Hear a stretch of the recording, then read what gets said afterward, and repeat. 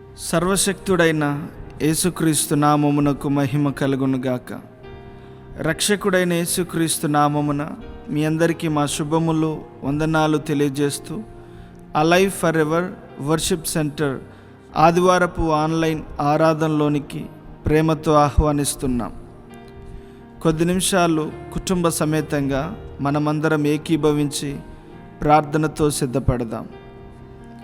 సర్వోన్నతుడవైన మా తండ్రి, మహోపకారి, కృపామయుడా, ప్రేమామయుడా, మీ పాదాలకు స్తోత్రాలు. సింహపు పిల్లలైనా కొదువగలిగి ఆకలిగా ఉంటాయేమో కానీ నా పిల్లలు ఎన్నడూ ఆకలి కొనరని సెలవిచ్చిన మా తండ్రి, మీకు వందనాలు అయ్యా. మీ పాదాలకు స్తోత్రాలు చెల్లిస్తున్నా. మేమేమై ఉన్నామో కేవలం మీ కృప వల్లనే. మేమును మా కుటుంబాలు ఈరోజు క్షేమంగా ఉండటానికి కృప చూపించినందుకు స్తోత్రాలు. ఈరోజు ఈ ఆరాధనలో మేమందరం పాల్గొనబోతుండగా బలమైన మీ ప్రసన్నతను పంపించండి. ఒక్కొక్కరి మీదికి దివ్యమైన మీ సన్నిధి దిగి రావాలని మేము వాంఛతో ఎదురు చూస్తున్నాం. మీ సన్నిధిని పంపించండి ప్రభువా. మీ ఆత్మకు ముందు బయలుదేరు మీ ప్రసన్నత ఇప్పుడే మా గృహాలలోనికి, మా హృదయలోనికి బహుబలంగా దిగి రావాలని మేము ప్రార్థన చేస్తున్నాం. మీ ప్రసన్నత, మీ సన్నిధి మా గృహాలలోనికి దిగుతుండగా మా శరీరం, మనసు, ఆత్మ స్పర్శించున్నట్లు ఆ గ్రహింపును మాకు దయచేయండి అయ్యా. లోకం ఇవ్వలేని ప్రశాంతత మీ దివ్యమైన సన్నిధి మాకు పరిపూర్ణంగా ఇవ్వగలదు. మీ ప్రసన్నతను పంపించండి నాయన. మీ సన్నిధి కోసం మేము ఎదురు చూస్తున్నాం. ఆనోకు ఏ విధంగా మీ ప్రసన్నతలో ఆయుష్కాలం గడిపాడో మేమును ఆ విధంగా గడపటానికి మాకు మీరు కృప దయచేయండి. మా ఆయుష్ను పెంచగలిగిన మీ ప్రసన్నత ఇప్పుడే బహుబలంగా మీరు పంపించండి. ప్రసన్నతతో మేమందరం నిండుకోవటానికి సహాయం చేయండి. మీ ప్రసన్నత మా జీవితాలలోనికి బయలుదేరుతూ ఉండగా మా జీవితాలన్నీ క్రమపరచబడతాయి. మా హృదయం పవిత్రపరచబడుతుంది. మా దేహంలో ఉన్న అనారోగ్యం వెడలిపోతుంది. మనసులో ఉన్న భయం, అశాంతి, అసమాధానం మా నుండి దూరమైపోతుంది అయ్యా. ఈరోజు మీ ప్రసన్నతను మేము కాంక్షించుచున్నాం. ఇప్పుడే మేము ప్రార్థన చేస్తూ ఉండగానే గగనమును చీల్చి మీ ప్రసన్నతను మా మధ్యలోనికి పంపించండి. మీ ప్రసన్నత లేని కుటుంబం నీరు లేని మేఘము వంటిది. మీ ప్రసన్నత లేని మా హృదయం అయ్యా ఊట లేని బావి వంటిది. మీ ప్రసన్నతను మేము ఎదురు చూస్తున్నాం. మీ ప్రసన్నతతో మమ్మల్ని నింపండి. భక్తులు ఏ విధంగా అయితే మీ ప్రసన్నతతో నింపబడ్డారో, మీ ప్రసన్నతకు హత్తుకొని ఎలా బ్రతికారో మేమును అలా బ్రతకటానికి మీరు మాకు నేర్పించండి.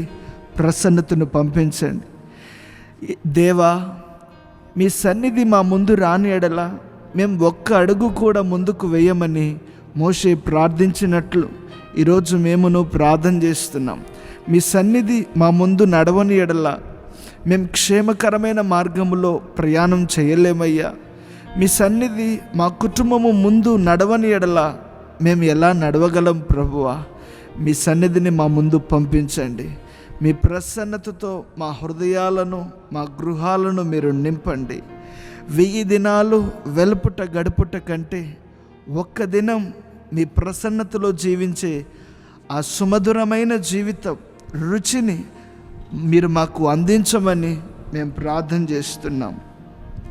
మీ ప్రసన్నతలో ఉండాలని మేము ఆశపడుతున్నాం.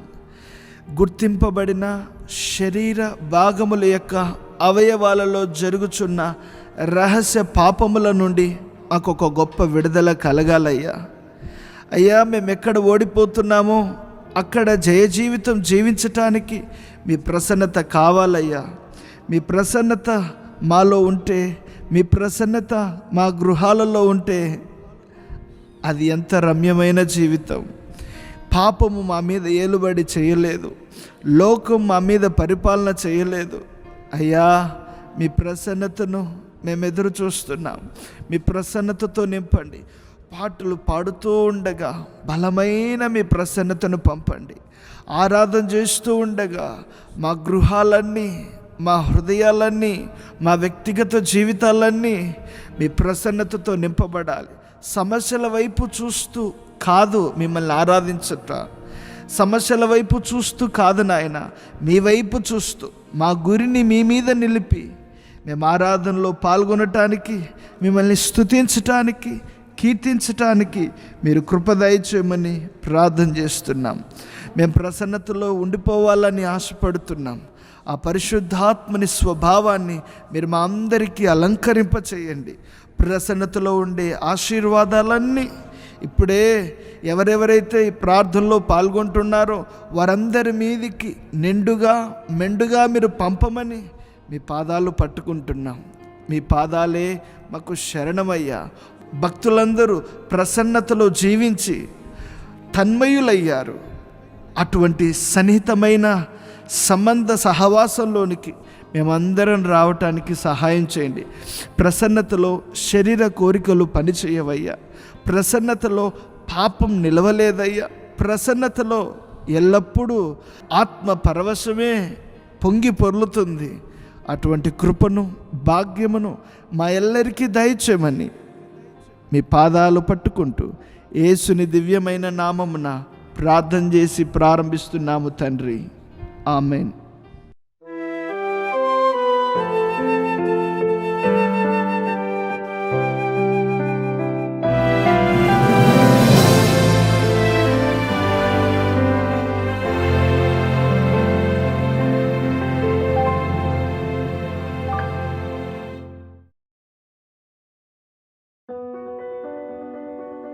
Who is Jesus?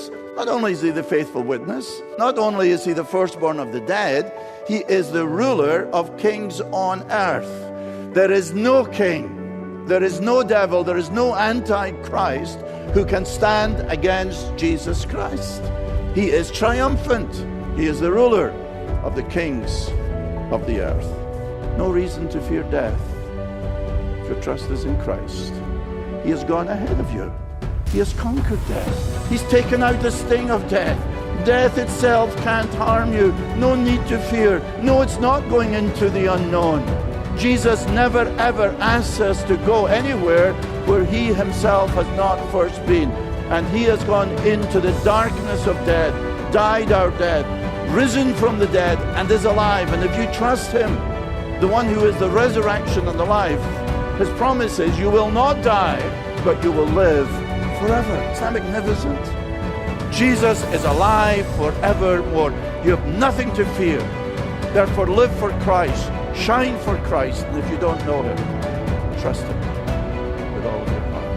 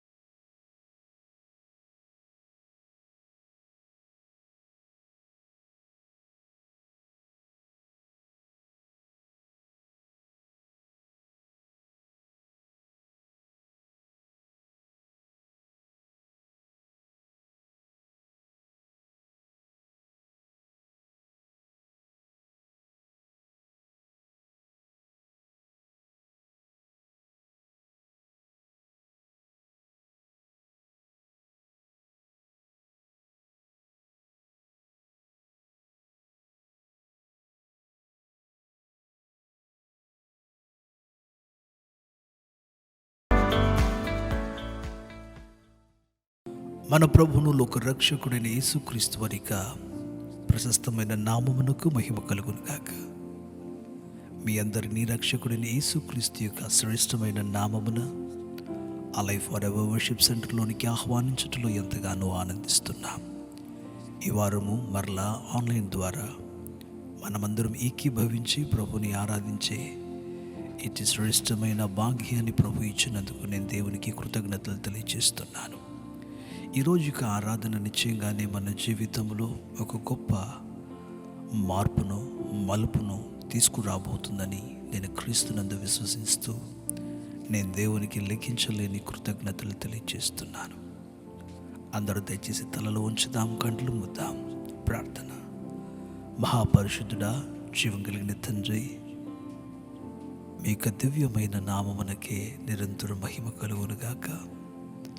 యేసుక్రీస్తుని నామమున మేము మీ పాదాల యొద్దకు వచ్చుచుండగా ప్రభువా, శ్రేష్టమైన విలువైన నిష్కళంకమైన మీ రక్తము చేత మమ్మలను కడిగి మీరు పవిత్రులుగా చేయమని ప్రార్థన చేస్తున్నాం. ప్రతి ఆటంకములు రక్షకుడైన యేసుని నామమున వెడలిపోనుగాక. మీ యొక్క మహిమను, మీ సన్నిధిని మేము కోరుతున్నాం. మీరు మా మధ్యలోనికి రండి, ప్రసన్నలు కమ్మని ప్రార్థన చేస్తున్నాం. ఈ రోజున మిమ్మలను పాడి, మిమ్మలను స్తుతించి మీ నామమును మహిమపరచుచుండగా ప్రభువా, ఇప్పుడే ప్రతి ఒక్కరి యొక్క అవసరతలు, అక్కర్లు తీర్చబడునుగాక. అవును, మిమ్మల్ని ఆరాధిస్తుండగానే శరీరంలో స్వస్థత, మనసులో నెమ్మది, నిబిడల యొక్క అవసరతలు, అక్కర్లు తీర్చబడునుగాక. అన్నిటికంటే శ్రేష్టంగా మీ ఉద్దేశములు, మీ సంకల్పము మా ప్రతి ఒక్కరి జీవితంలో పరిపూర్ణంగా నెరవేర్పులోనికి వచ్చునుగాక.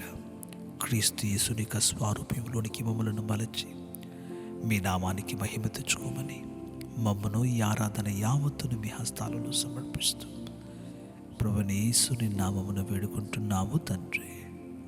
ఆమేన్.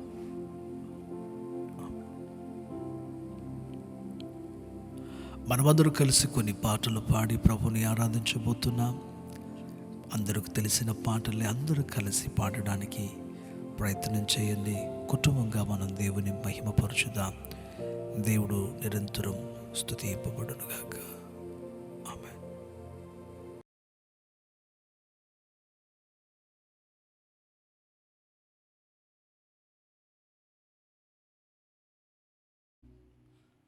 యేసయ్యా,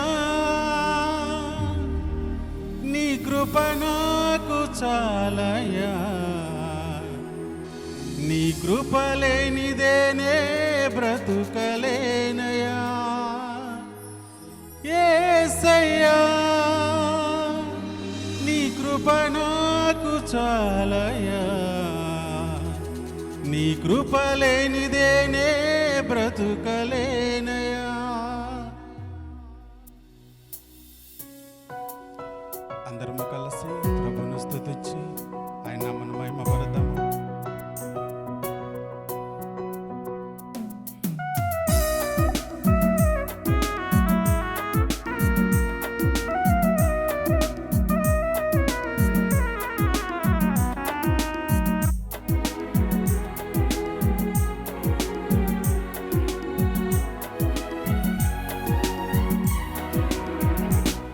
నీ కృపలేని క్షణము, నీ దయలేని క్షణము నేను ఊహించలేను యేసయ్యా. నీ కృపలేని క్షణము, నీ దయలేని క్షణము నేను ఊహించలేను యేసయ్యా. యేసయ్యా, నీ కృప నాకు చాలయ్యా, నీ కృప లేనిదే నేను ఉండలేనయ్యా. యేసయ్యా, నీ కృప నాకు చాలయ్యా, నీ కృప లేనిదే నేను ఉండలేనయ్యా. నీ కృప లేని క్షణము, నీ దయ లేని క్షణము నేను ఊహించలేను యేసయ్యా.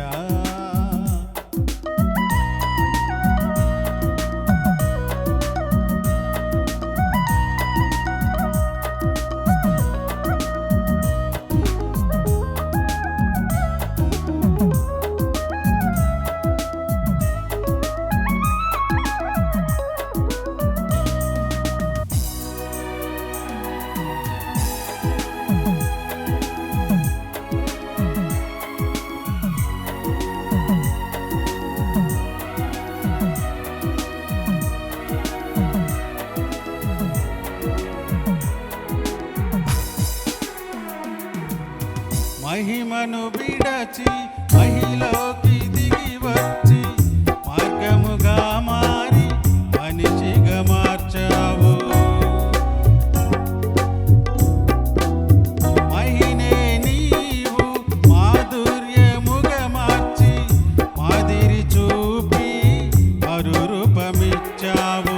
మహిమను విడచి మహిలోకి దిగి వచ్చి మార్గముగా మారి మనిషిగా మార్చావు. మహినే నీవు మాధుర్యముగా మార్చి మాదిరి చూపి మరురూపమిచ్చావు. మహిమలో నేను మహిమను పొందా మహిమగా మార్చింది నీ కృపా. మహిమలో నేను మహిమను పొందా మహిమగా మార్చింది నీ కృప. యేసయ్యా నీ కృప నాకు చాలయ్యా, నీ కృప లేనిదే నేనుండలేనయ్యా. యేసయ్యా నీ కృప నాకు చాలయ్యా, నీ కృప లేనిదే నేనుండలేనయ్యా.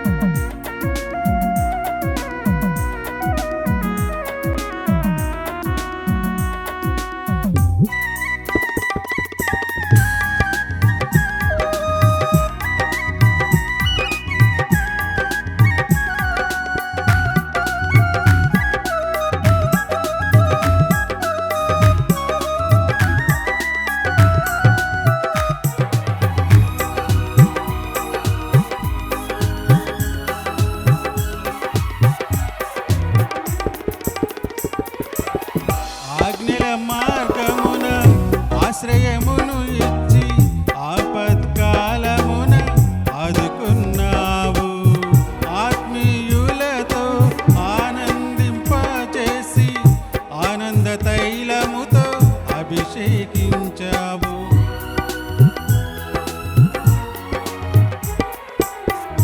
ఆజ్ఞల మార్గమున ఆశ్రయమును ఇచ్చి ఆపత్కాలమున ఆదుకున్నావు.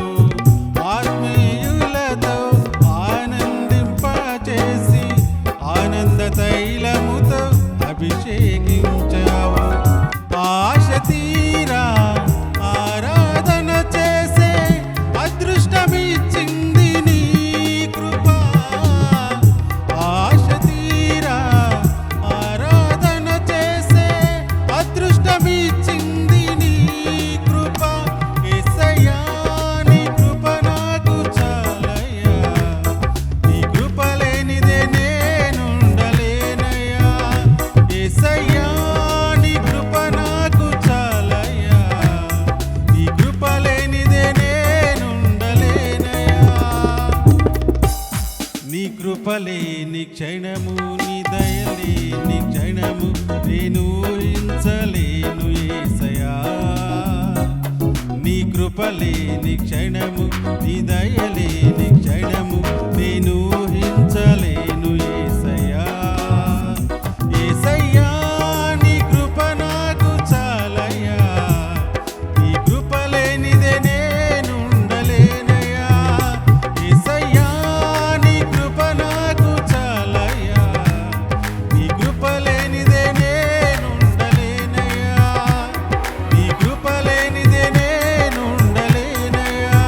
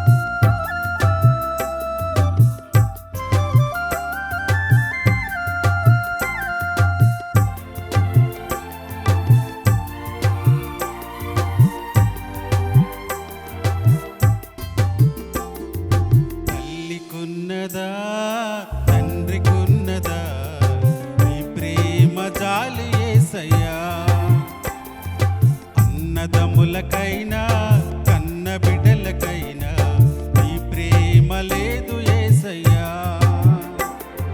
తల్లికున్నదా తండ్రికున్నదా నీ ప్రేమ జాలి యేసయ్యా. అన్నదమ్ములకైనా కన్న బిడ్డలకైనా నీ ప్రేమ లేదు యేసయ్యా. యేసయ్యా యేసయ్యా మంచి యేసయ్యా. యేసయ్యా యేసయ్యా నా మంచి యేసయ్యా. యేసయ్యా యేసయ్యా మంచి యేసయ్యా. యేసయ్యా యేసయ్యా నా మంచి యేసయ్యా. తల్లికున్నదా తండ్రికున్నదా నీ ప్రేమ చాలు యేసయ్యా. అన్నదమ్ములకైనా కన్న బిడ్డలకైనా నీ ప్రేమ లేదు యేసయ్యా.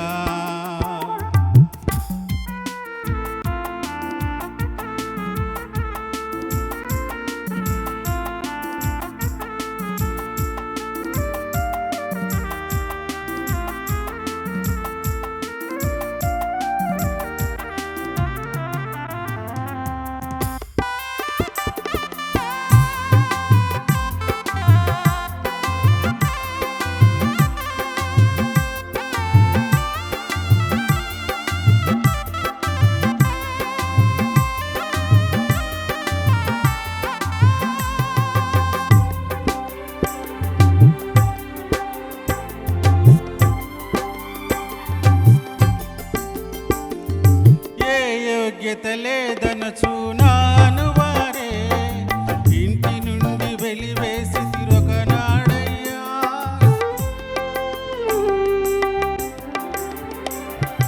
ఏ యోగ్యత లేదనచు నాను వారే ఇంటి నుండి వెలివేసి తిరొకనాడయ్యా. రోగముతో రోదిస్తూ వేదన పడుచున్నను అవహేళన చేసి తిరిగి బంధువులయ్యా. రోగముతో రోదిస్తూ వేదన పడుచున్నను అవహేళన చేసి తిరిగి బంధువులయ్యా. నేను ప్రేమించకయే నన్ను ప్రేమించితివి నా పరమ వజ్రుడ నీవయ్యా. నేను ప్రేమించకయే నన్ను ప్రేమించితివి నా పరమ వజ్రుడ నీవయ్యా. యేసయ్యా యేసయ్యా మంచి యేసయ్యా. యేసయ్యా యేసయ్యా మంచి యేసయ్యా. యేసయ్యా యేసయ్యా నా మంచి యేసయ్యా. యేసయ్యా యేసయ్యా నా మంచి యేసయ్యా. తల్లికున్నదా తండ్రికున్నదా నీ ప్రేమ జాలి యేసయ్యా. అన్నదమ్ములకైనా కన్న బిడ్డలకైనా నీ ప్రేమ లేదు యేసయ్యా.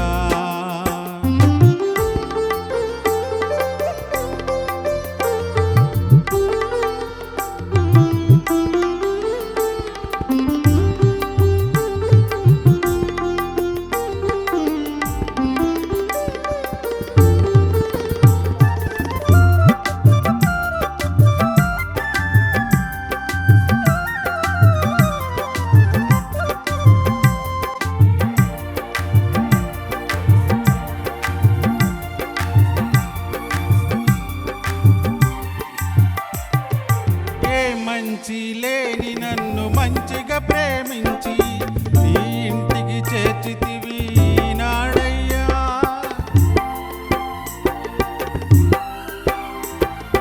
ఏ మంచి లేని నన్ను మంచిగా ప్రేమించి నీ ఇంటికి చేర్చితివి నాడయ్యా. జ్ఞానము ఐశ్వర్యమును ఇచ్చితివయ్యా. మనిషిగా నిలిపితివి మనుగడనిచ్చి. జ్ఞానము ఐశ్వర్యమును ఇచ్చితివయ్యా. మనిషిగా నిలిపితివి మనుగడనిచ్చి. నేను ప్రేమించకయే నన్ను ప్రేమించితివి నా మంచి కాపరి నీవయ్యా. నేను ప్రేమ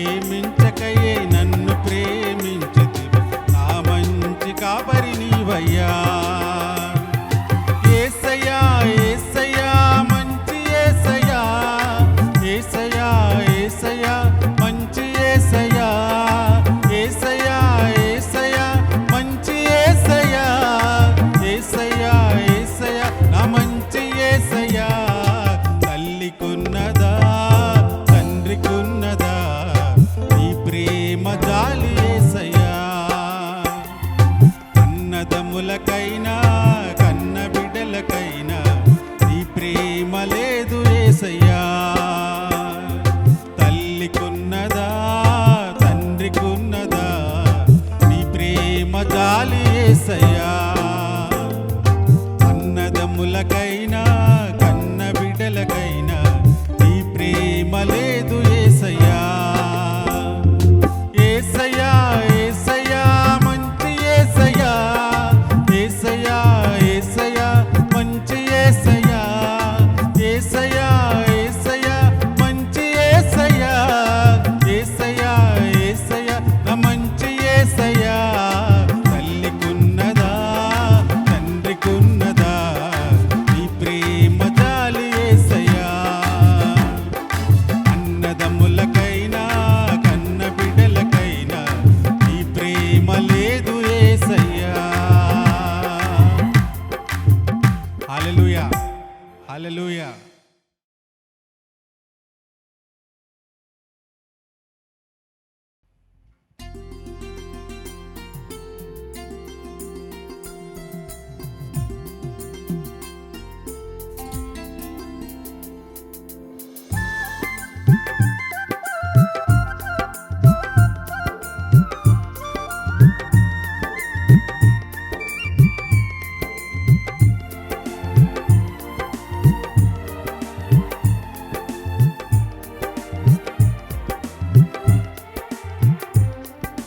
నేనంటే నీకెందుకో ఈ ప్రేమ, నన్ను మరచిపోవెందుకు, నా ఊసే నీకెందుకు యేసయ్యా, నన్ను వీడిపోవెందుకు. నేనంటే నీకెందుకో ఈ ప్రేమ, నన్ను మరచిపోవెందుకు, నా ఊసే నీకెందుకు యేసయ్యా, నన్ను విడచిపోవెందుకు. కష్టాలలో నష్టాలలో వ్యాధులలో బాధలలో కన్నీళ్ళలో కడగండ్లలో వేదనలో శోధనలో నా ప్రాణమైనావు నీవు. ప్రాణమా నా ప్రాణమా, ప్రాణమా నా ప్రాణమా.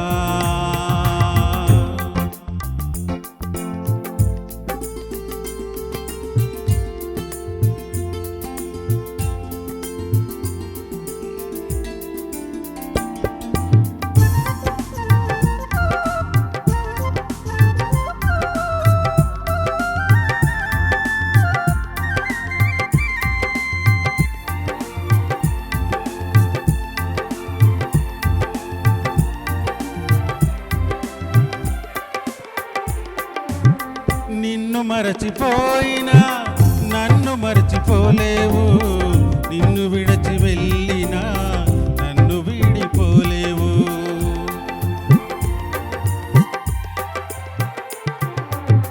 నిన్ను మరచిపోయినా నన్ను మరచిపోలేవు, నిన్ను విడిచి వెళ్ళినా నన్ను వీడిపోలేవు. ఎందుకింత ప్రేమ నాపై యేసయ్యా, ఎందుకింత ప్రేమ నాపై యేసయ్యా, ఎందుకింత ప్రేమ నాపై యేసయ్యా, ఎందుకింత ప్రేమ నాపై యేసయ్యా. ఏ రుణమో ఈ బంధము నా ప్రేమమూర్తి, తాళలేను నీ ప్రేమను. ఏ రుణమో ఈ బంధము నా ప్రేమమూర్తి, తాళలేను ఈ ప్రేమను. నా ప్రాణమైనావు నీవు. ప్రాణమా నా ప్రాణమా, ప్రాణమా నా ప్రాణమా.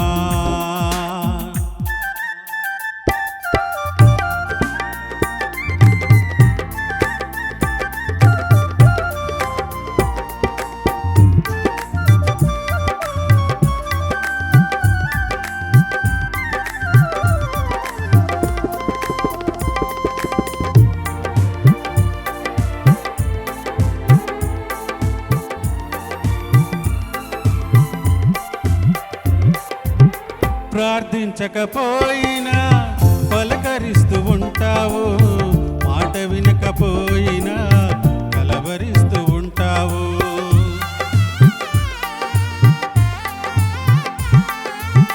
ప్రార్థించకపోయినా పలకరిస్తూ ఉంటావు, మాట వినకపోయినా కలవరిస్తూ ఉంటావు. ఎందుకింత జాలి నాపై యేసయ్యా,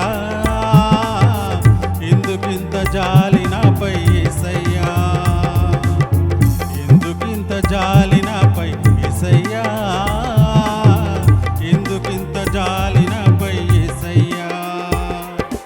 ఏ ఫలమో ఈ బంధము, నా ప్రేమమూర్తి తాళలేను నీ ప్రేమను.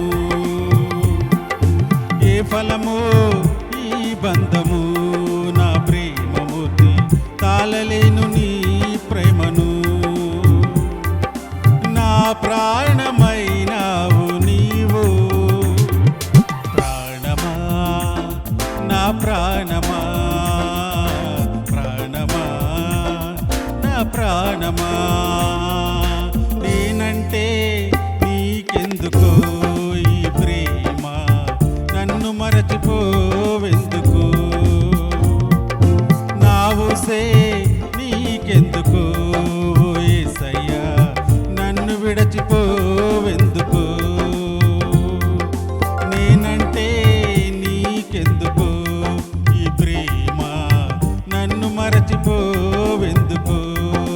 నా ఊసే నీకెందుకో యేసయ్యా, నన్ను విడచిపోవెందుకు. కష్టాలలో నష్టాలలో వ్యాధులలో బాధలలో కన్నీళ్ళలో కడగండ్లలో వేదనలో శోధనలో నా ప్రాణమైనావు నీవు. ప్రాణమా నా ప్రాణమా, ప్రాణమా నా ప్రాణమా, ప్రాణమా నా ప్రాణమా, ప్రాణమా నా ప్రాణమా. హల్లెలూయా, హల్లెలూయా.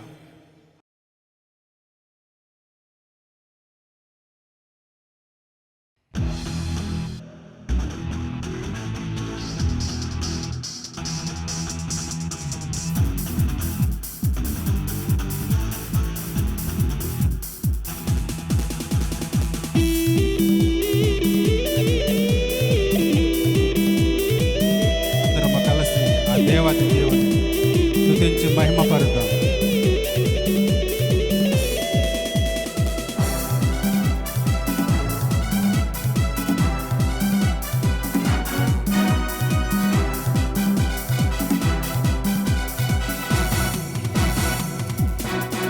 వర్ధిల్లెదము మన దేవుని మందిరమందు, నాటబడిన వారమై వర్ధిల్లెదము మన దేవుని మందిరమందు, నాటబడిన వారమై నీతిమంతులమై మోవవేయుదము, నీతిమంతులమై మోవవేయుదము. యేసు రక్తములోనే జయము మనకు జయమే, స్తుతి స్తోత్రములోనే జయము మనకు జయమే. యేసు రక్తములోనే జయము మనకు జయమే, స్తుతి స్తోత్రములోనే జయము మనకు జయమే. వర్ధిల్లెదము మన దేవుని మందిరమందు, నాటబడిన వారమై. అందరము కలిసి హృదయపూర్వకముగా ప్రభుని స్తుతించి మహిమపడతామా.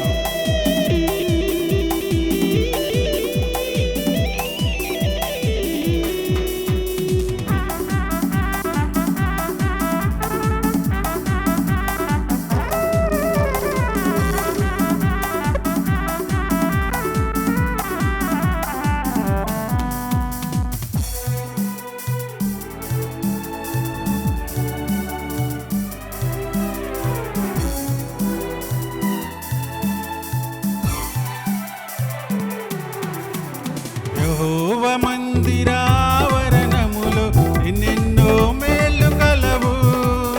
యెహోవా మందిరావరణములో ఎన్నెన్నో మేలు కలవు. ఆయన సన్నిధిలోనే నిలసి అనుభవింతుము ప్రతి మేలును. ఆయన సన్నిధిలోనే నిలచి అనుభవింతుము ప్రతి మేలును. వర్ధిల్లెదము మన దేవుని మందిరమందు నాటబడిన వారమై వర్ధిల్లెదము. మన దేవుని మందిరమందు నాటబడిన వారమై.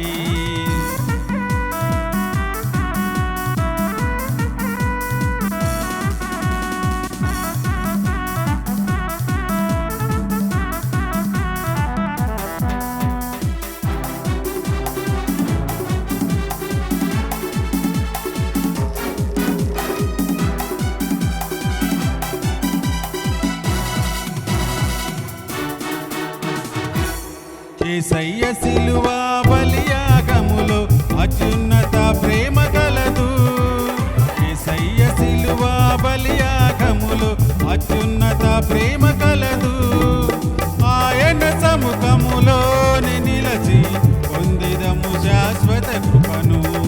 ఆయన సముఖములోనే నిలచి పొందిదము శాశ్వత కృపను. వర్ధిల్లెదము మన దేవుని మందిరమందు నాటబడిన వారమై వర్ధిల్లెదము. మన దేవుని మందిరమందు నాటబడిన వారమై.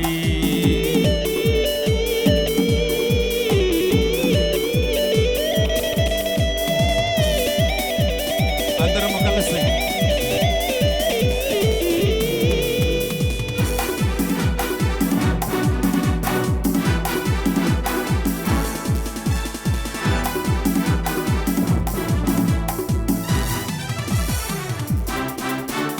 పరిశుద్ధాత్ముని అభిషేకములో ఎంతో ఆదరణ కలదు. పరిశుద్ధాత్ముని అభిషేకములో ఎంతో ఆదరణ కలదు. ఆయన మహిమైశ్వర్యము మన దుఃఖము సంతోషముగా మార్చును. ఆయన మహిమైశ్వర్యము మన దుఃఖము సంతోషముగా మార్చును. వర్ధిల్లెదము మన దేవుని మందిరమందు నాటబడిన వారమై వర్ధిల్లెదము. మన దేవుని మందిరమందు నాటబడిన వారమై.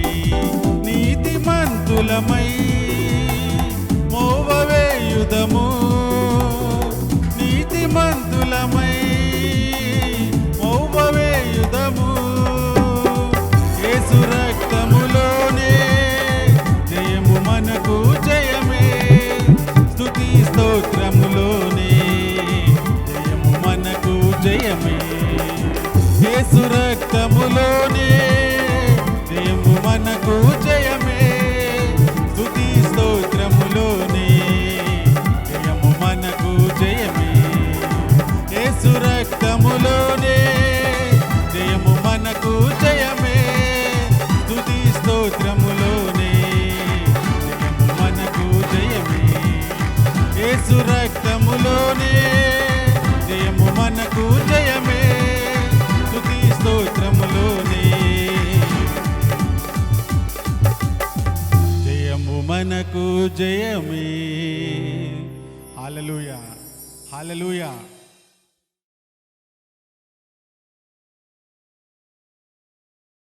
వార ప్రకటనలు దయతో ఆలకింపవలసిందిగా ప్రేమతో మనవి చేస్తున్నాం.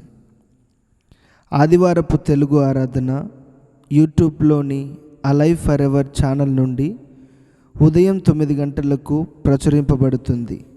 తప్పక కుటుంబ సమేతంగా సిద్ధపడి ఆరాధనలో పాల్గొనవలసిందిగా ప్రేమతో మనవి చేస్తున్నాం.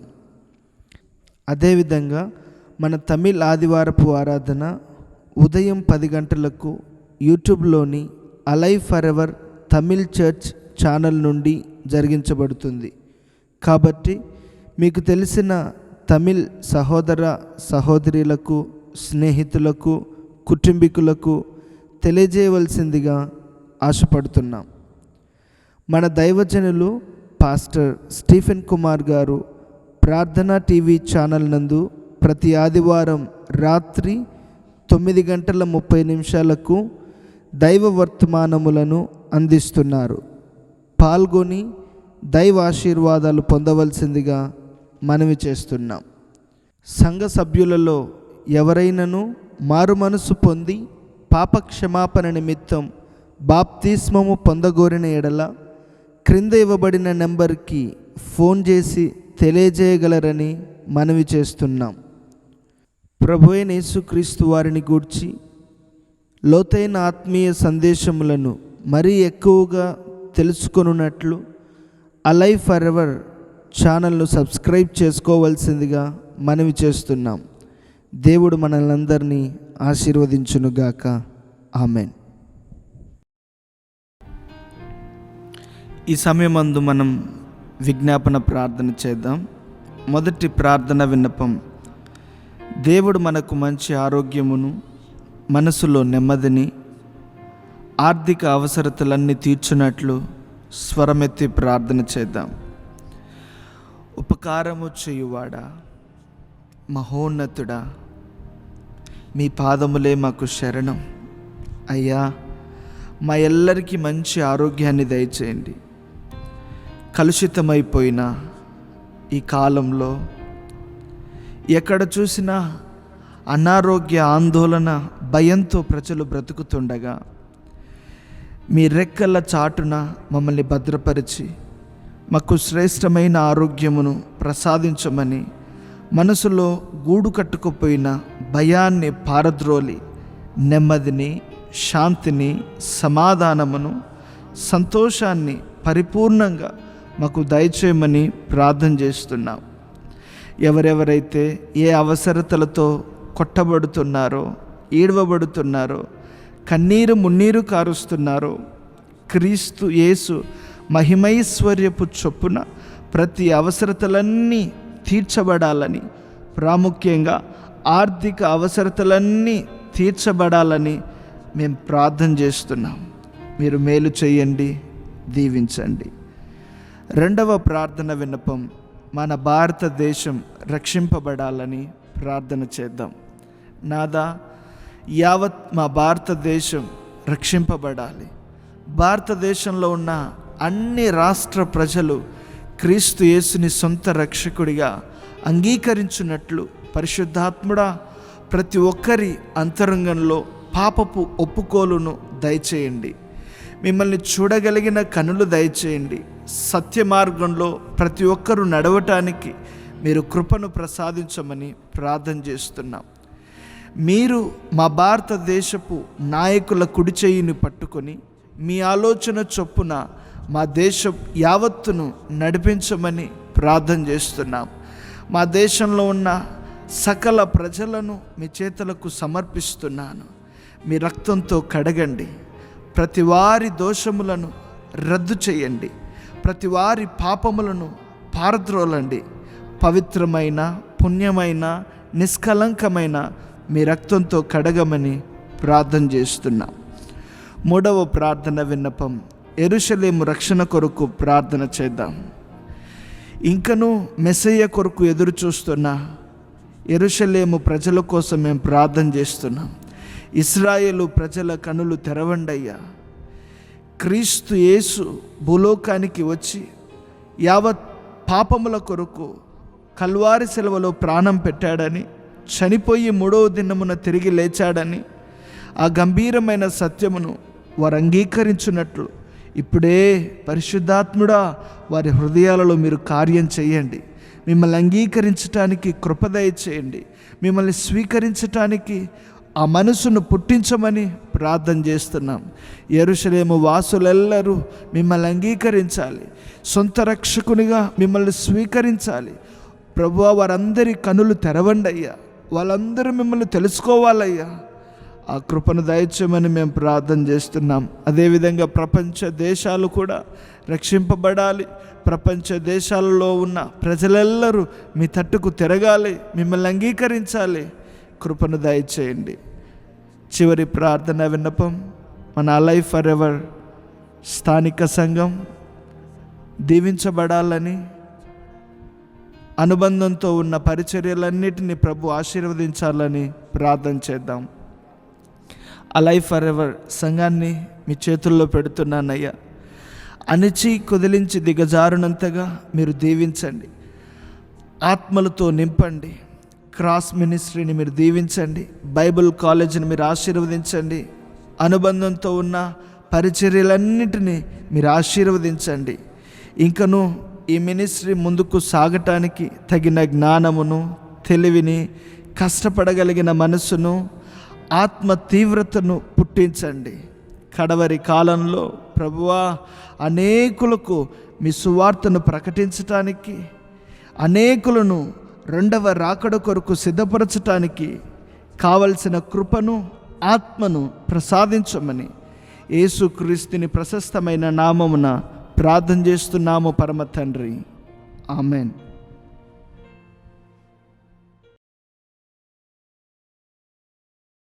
ప్రభువైన యేసుక్రీస్తుని నామమునకు మహిమ కలుగునుగాక. మరొక పర్యాయం మీ అందరినీ ఈ ఆదివారపు ఆరాధన దేవుని సన్నిధిలోనికి ఆహ్వానిస్తున్నాం. దేవుని కృపా క్షేమము మనందరికీ తోడై ఉండి నడిపించునుగాక. ప్రభువైన యేసుక్రీస్తు వారి యొక్క వాక్యమును మనం ధ్యానం చేయబోతున్నాం. పరిశుద్ధ బైబిల్ గ్రంథములో నుండి యెషయా ప్రవచన గ్రంథము 40వ అధ్యాయము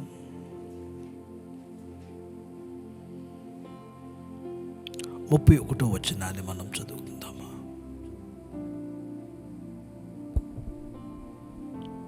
యెహోవా కొరకు ఎదురుచూచువారు నూతన బలము పొందుదురు. వారు పక్షిరాజు వలె రెక్కలు చాపి పైకి ఎగురుదురు. అలయక పరుగెత్తుదురు, సొమ్మసిల్లక నడిచిపోవుదురు. పరిశుద్ధ బైబిల్ గ్రంథము నుండి మరొక వాక్యాన్ని చదువుకుందాం. ఆది కాండము 42వ అధ్యాయం 29వ వచనం మొదలుకొని 36వ వచనం వరకు మనం చదువుకుందాం. ఆది కాండము 42వ అధ్యాయము 29వ వచనం మొదలుకొని 36 వరకు. వారు కానాను దేశమందున్న తమ తండ్రి అయిన యాకోబునొద్దకు వచ్చి తమకు సంభవించినది యావత్తును అతనికి తెలియజేసిరి. ఎట్లనగా, ఆ దేశమునకు ప్రభువైన వాడు మాతో కఠినముగా మాటలాడి, మేము ఆ దేశమును వేగుచూడ వచ్చిన వారమని అనుకొనెను.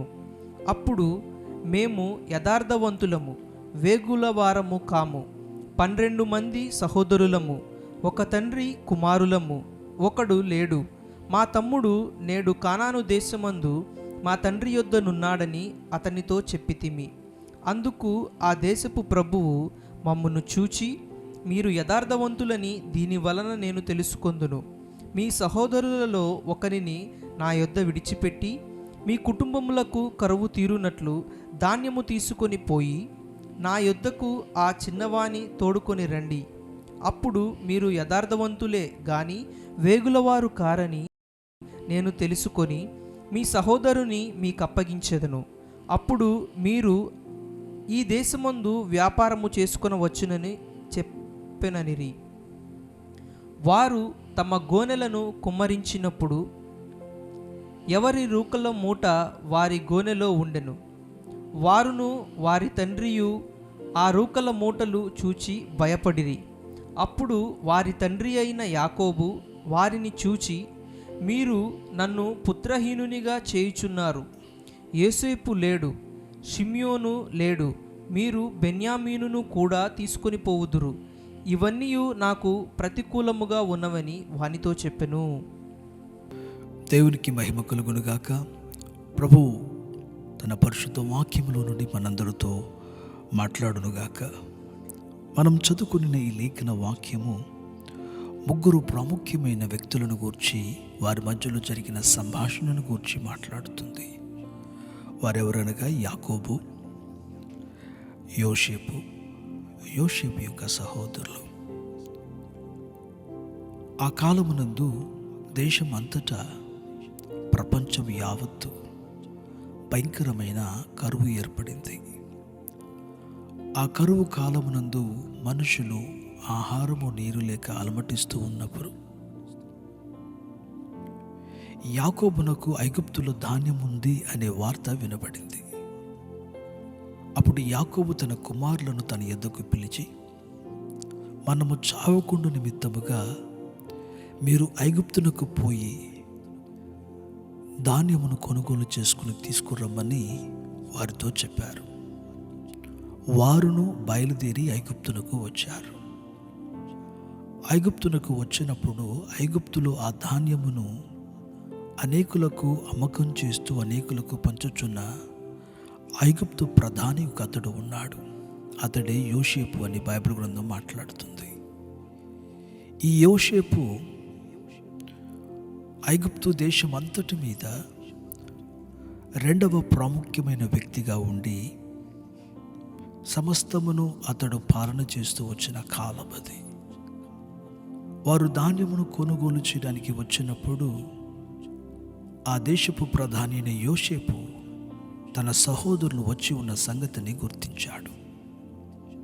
తాను గుర్తించాడు, కానీ తన సహోదరులైతే ఇతడే యోసేపు అనే సంగతిని వారు గుర్తించి ఉండలేదు. వారిని చూసి యోసేపు ఇలా మాట్లాడుతున్నాడు. వారు చెప్పు సాక్షులు ఏమంటారంటే, ఆ దేశపు ప్రధాని మా ఎడల కఠినముగా ప్రవర్తించాడు. అంటే ఎలా? మిమ్మలను చూస్తుంటే దేశమును వేగులు చూచడానికి వచ్చిన వారి వల్లే మీరున్నారు అని అన్నాడట. అందుకు వారు, అయ్యా కాదు కాదు, మేము మొత్తం 12 మంది సహోదరులము, ఒకడు లేడు, ఒకడు మా తండ్రి దగ్గర ఉన్నాడు. మేము 10 మంది మీ యొద్దకు ధాన్యము కొనుగోలు చేయడానికి వచ్చాము. ఇదిగో మా దగ్గర రూకలు కూడా ఉన్నవి అని వారు చెప్పారు. అందుకు ఆ దేశపు ప్రధాని అయిన యోసేపు వారిని చూసి,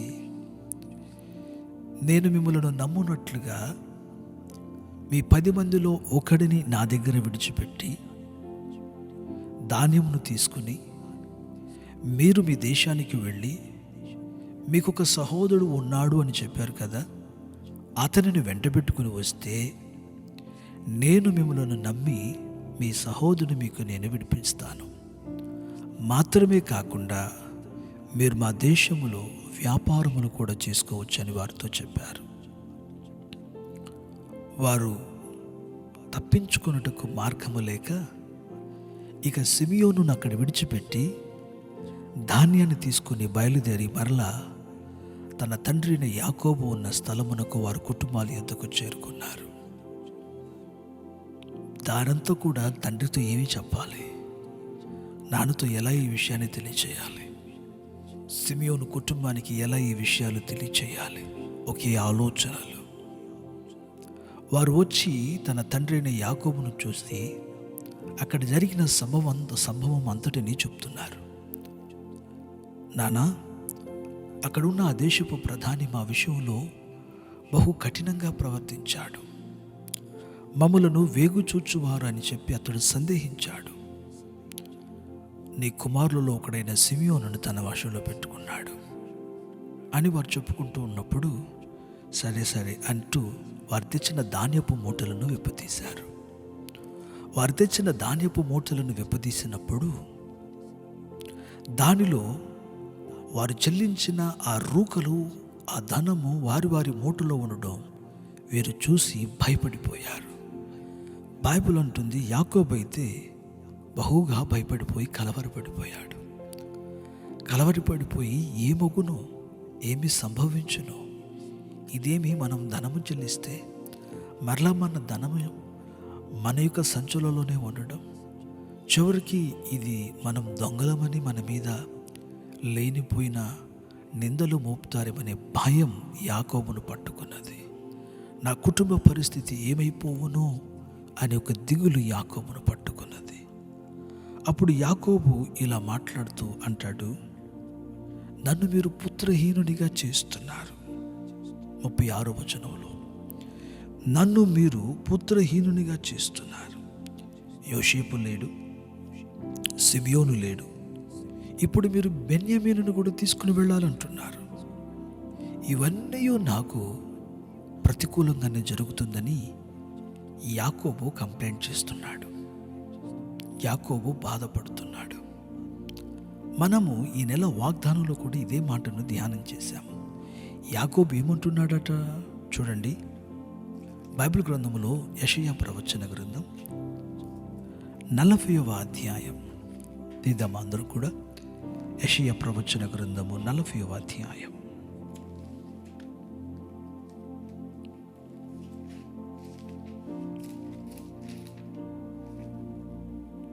ఇరవై 27వ వచనాన్ని మనం చదివినప్పుడు,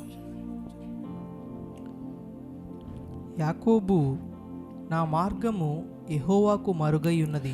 యాకోబు అంటున్నాడట, నా మార్గము యెహోవాకు మరుగై ఉన్నది. నా న్యాయము దేవుని దృష్టికి కనబడుటలేదు. నా న్యాయము దేవుని దృష్టికి కనబడుట లేదు అని నీవేళ అనుచున్నావు. ఇశ్రాయేలు నీవేళ ఇలాగు చెప్పుచున్నావు. ఇశ్రాయేలు నువ్వెలా ఇలా చెప్పుచున్నావు. యాకోబు జీవితంలో ఒక కంప్లైంట్ ఏంటి? ఎవ్రీథింగ్ ఇస్ అగైన్స్ట్ మీ. ఇవన్నీ నాకు ప్రతికూలంగానే జరుగుతున్నాయి. నా జన్మ విషయంలో కూడా ఒక ప్రతికూలత. నేను జ్యేష్ఠునిగా పుట్టాలనుకున్నాను, ప్రతికూలత. నా సహోదరునితో నాకు ఎన్ని ప్రతికూలతలు. నేనున్న మా మామగారి ఇంట్లో నాకు ఎన్ని ప్రతికూలతలు. నా వివాహ విషయంలో ఎన్ని ప్రతికూలతలు. జీవితం అంతా నేను ప్రతికూలతల మీద ప్రతికూలతలు అనుభవిస్తున్నానే. నేను బహుగా ప్రేమించిన నా భార్య నన్ను విడిచి నన్ను దాటిపోయింది, ఆమె మరణించింది. ప్రతికూలత. నాకు బహు ప్రియమైన నా కుమారుడైన యోసేపు లేడు, ప్రతికూలతలు. ఇప్పుడు నా కుమారుడైన సిమియోను ఐగుప్తు ప్రధాన ఒక చెరలో ఉన్నాడు, ప్రతికూలత. ఇప్పుడు బెన్యామీనుని మీరు తీసుకుని పోవాలి అంటున్నారు. మరొక వైపున చూస్తేనేమో, ఇదిగో మీరు రూకలు చెల్లించి ధనము తెచ్చాను, ఈ ఆహారాన్ని తెచ్చానంటున్నారు. అయితే రూకలు మీ సంచుల్లోనే ఉన్నాయి. ప్రతికూలతలు. ఇవన్నీ నాకు ప్రతికూలంగా జరుగుతున్నాయి అని యాకోబు బహుగా బాధపడుతున్నాడు. క్రీస్తునందు ప్రియమైన దేవుని పిల్లలారా, యాకోబు జీవితంలో ఇటువంటి ప్రతికూలతలు ఉన్న రీతిగా మీ జీవితంలో కానీ, మీ కుటుంబాలలో కానీ, లేక మన పరిస్థితులలో కానీ మనము కూడా చిన్ననాటి నుండి ప్రతికూలతలు అనుభవిస్తున్న వారమై ఉండవచ్చు. కొందరు తమ మనసులలో, నా జీవితంలో నిజంగానే నేను ఒక అన్లక్కీ పర్సన్, అదృష్టవంతుడును కాను, అదృష్టవంతురాలను కాను, నాకు ఎల్లప్పుడూ కూడా ఏదో ఒక ప్రతికూలమే ఏర్పడుతుంది. అందుకనే నా శరీరములో ఈ బలహీనత, అందుకనే నేను ఇలా ఉన్నాను, అందుకనే నా జీవితంలో నేను ఎప్పుడు ఫెయిల్ అవుతూ ఉంటున్నాను, అందుచేతనే నేను ఇటువంటి దారిద్ర్యతలో, పేదరికంలో ఉన్నాను, నేను నా జీవితంలో అదృష్టవంతుడును కాను కాబట్టే నా జీవితం అంతా కూడా నేను ఏది తలపెట్టినా అంతయు కూడా నష్టంగా కలుగుతుంది. కొందరు ఇలా భావించేవారు ఉన్నారు. ఎటు చూసుకున్న నాలో మంచి లేదు, ఏది నేను చేస్తున్నా కానీ ఏదో ఒక ప్రాబ్లం, ఏదో ఒక సమస్య అని భావించేవారు ఉండవచ్చు. యాకోబు కూడా అలాగనే కంప్లైంట్ చేస్తున్నాడు. నా మార్గం యెహోవాకు మరుగైందా? నాకెందుకు న్యాయం జరగనంటుంది. నేను మంచి కొరకు ఎదురు చూడగా నాకు చెడు తటస్థిస్తుంది. నాకు ఎల్లప్పుడూ క్షేమాధారంతో కూడిన దినములను ఎదురు చూస్తుంటే ఏదో ఒక దెబ్బ, ఏదో ఒక ప్రతికూలత. ఏమిటి? తన జీవితంలో అంటున్నాడు, నాకు అన్నీ వ్యతిరేకంగా జరుగుతున్నాయని. బైబిల్ గ్రంథం ఒక గంభీరమైన సత్యాన్ని మనతో మాట్లాడుతుంది. ఒక మనుషుని జీవితాలలో ప్రతికూలతలు రావడానికి కలిగిన కారణాలు రెండు ఉండవచ్చు. ఒక మనుషుని జీవితంలో ప్రతికూలతలు ఏర్పడుటకు కలిగిన కారణం రెండు. మొట్టమొదటిది, బైబిల్ గ్రంథం అంటుంది, ఒక మనుషుడు ఏది విత్తునో దానినే కోయను. యాకోబు తన జీవితములో ఏదైతే విత్తాడో అదే అతడు కొయ్యను ఆరంభించాడేమో. అంటే యాకోబుని ఇక్కడ మనం విమర్శించడం లేదు, కానీ వాక్యాన్ని మనం కాస్త ఆలోచన చేస్తున్నాం. మన జీవితాల్లో ఎంత మాత్రం తక్కువ కాదు. మనం కూడా ఎల్లప్పుడూ కూడా యాకోబు వలె ఇవన్నీ నాకు వ్యతిరేకంగా జరుగుతున్నాయి అని కంప్లైంట్ చేసేవారమే. మన యొక్క చదువు విషయంలో కానివ్వండి, ఉద్యోగ విషయంలో కానివ్వండి, ఆరోగ్య విషయంలో కానివ్వండి, మానసిక విషయంలో కానివ్వండి, ఆర్థిక విషయాల్లో కానివ్వండి, వివాహ జీవితాల్లో కానివ్వండి, వివాహమై బిడలు సంతతి కలగనప్పుడు కానివ్వండి, ఒకవేళ వివాహమై బిడలు కలిగిన తరువాత ప్రతికూలతలు ఏర్పడినప్పుడు కానివ్వండి, ఏదో ఒక ఘర్షణలు కుటుంబాలలో రేగినప్పుడు, వైరములు సంభవించినప్పుడు, ఏదైనా ఒక మంచి పని చేయడానికి పూనుకున్నప్పుడు దానికి వ్యతిరేకతలు ఆటంకాలు వచ్చినప్పుడు, ఈవెన్ వి కంప్లైన్. మనం కూడా యాకోబులాగా మన జీవితంలో కంప్లైంట్ చేస్తూ ఉంటాం. దానికి ఒక కారణము బైబిల్ గ్రంథం అంటుంది, ఒక మనుషుడు ఏది విత్తునో అదే కోస్తాడు అని. యాకోబు తన తండ్రి యొద్దకు వెళ్ళినప్పుడు తన తండ్రి దగ్గర నేనే ఏసావునని అబద్ధం చెప్పాడు. మాటలతో తండ్రిని మోసం చేశాడు. అదే రీతిగా యాకోబు కుమారులు కూడా తన తండ్రి దగ్గరకు వచ్చి ఒక అబద్ధం చెబుతున్నారు. నీ కుమారుడు అయిన యోసేపు ఏదో దుష్ట మృగాల చేత చంపబడ్డాడు అని. ఇతడు ఎలా అబద్ధము చెప్పాడో యాకోబు, అలాగుననే తన కుమారులు చేతనికి అబద్ధాన్ని చెప్తున్నారు.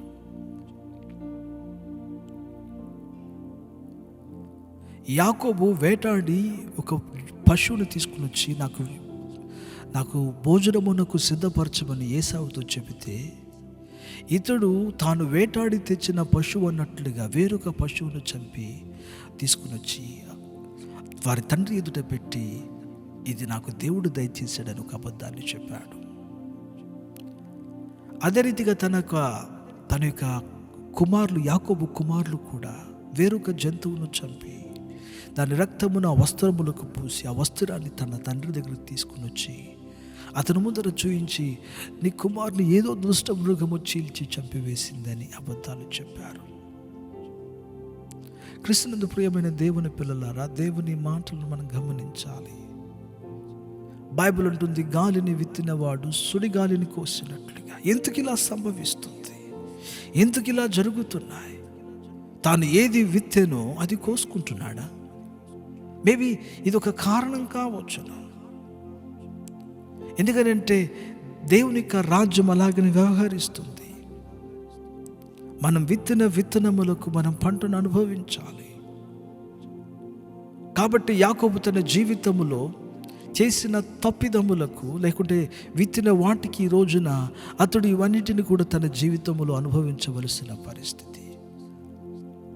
ఆ రోజు తన సహోదరులను, తన సహోదరునికి ఒక అపకారం కలిగించారు. ఈ రోజున వీరందరూ కలిసి తన సహోదరునికి అపకారాన్ని కలిగించి తండ్రి హృదయాన్ని వారు బహుగా కృంగతీస్తున్నారు. యాకోబు జీవితంలో ఇటువంటి ప్రతికూలతలు కలుగుటకు గాను రెండవ కారణం, నీ శక్తి చేత, నీ బలము చేత నువ్వేదో చేసి చక్కగా నీ జీవితాన్ని నిర్మించుకోవాలనుకుంటే కాదు, నా యొక్క కృపచేత మాత్రమే ఏదైనా నీకు సాధ్యమవుతుందనే విషయాన్ని రుజువు చేయడానికి. నీ జీవితములో జరుగుచున్న సంభవాల వలన దేవుడు తన నామమునకు మహిమ తెచ్చుకోవడానికి, దేవుడు తన ఉద్దేశములు నెరవేర్చడానికి కూడా ఇటువంటి ప్రతికూలతలను మన జీవితంలో అనుమతిస్తూ ఉంటాడు. మనకు జీవితాలలో అనేకమైన పాఠాలు నేర్పిస్తూ, ఒకవైపున మనలను దిద్దుతూ, మరొక వైపున తన నామమునకు ఆయన మహిమను తెచ్చుకోవడానికి. ఏదేమైనా కానీ ఆ రెండవ కారణములు దేవుని ఉద్దేశములు, దేవుని ప్రణాళికలు జరుగుతూ వస్తాయి. ప్రస్తుతమునకు అది మనకు ప్రతికూలతగా కనబడవచ్చును, కానీ మరొక వైపున, మరొక కోణములోనైతే ఆ ప్రతికూలతకు విభిన్నముగా దేవుడు ఏదో ఒక గొప్ప కార్యమును మన విషయంలోనే జరిగిస్తూ వస్తున్నాడనేది దాని భావం. దీనిని గురించి మనం లేఖన వాక్యంలో చదివినప్పుడు రోమిలకు వ్రాసిన పత్రిక 8వ అధ్యాయము 28వ వచనములో పౌలు భక్తుడు ఇలా అంటాడు. రోమా పత్రిక 8వ అధ్యాయం 28వ వచనము, దేవుని ప్రేమించు వారికి, దేవుని ప్రేమించు వారికి అనగా ఆయన సంకల్పము చొప్పున, అనగా ఆయన సంకల్పము చొప్పున పిలువబడిన వారికి మేలు చేయుటకై ఆయన సంకల్పము చొప్పున పిలువబడిన వారికి మేలు చేయుటకై సమస్తమును సమకూడి జరుగుచున్నవని ఎరుగుదుము. మేలు చేయుటకై సమస్తమును సమకూడి జరుగుచున్నవి. నీకది ప్రతికూలత వలె అనిపించవచ్చు. అయితే ప్రతికూలత వలె నీకు అనిపించిన దేవుడు సమస్తమును మేలుకరంగా మార్చుటకునే వీటిని నీ జీవితాలలో అనుమతిస్తున్నాడనే సత్యాన్ని నువ్వు గుర్తించాలి. యాకోబు ఇలా అంటున్నాడు, యోసేపు లేడు. వాస్తవానికి దేవుడు యోసేపును వారి యొద్ద నుండి వారికంటే ముందుగా ఐగుప్తునకు పంపి వారి కొరకు అక్కడ ఒక స్థలం ఏర్పరచుటకు దేవుడు యోసేపును ముందుగానే పంపించాడు. ఆ రోజున గనక యోసేపు వెళ్ళి ఉండకపోతే వీరికి క్షామకాలమున అక్కడ ఒక నివాసం ఏర్పడేది కాదు. యాకోబు అంటున్నాడు, సిమియోను లేడు. సిమియోను గనక యోసేపు అనే ఆ దేశపు ప్రధాని దగ్గర, ఐగుప్తు ప్రధాని దగ్గర బంధింపబడకపోతే తన చిన్న సహోదరుడైన బెన్యామీను అక్కడికి వచ్చి ఉండేవాడు కాడు. బెన్యామీనికి తన సహోదరులకి ఇచ్చిన ఆహారము వస్త్రముల కంటే ఇతనికి అధికమైన వస్త్రాలు దొరికేవి కావు. బెన్యామీనికి ఒక ఉన్నతమైన హోదా దొరికేది కాదు.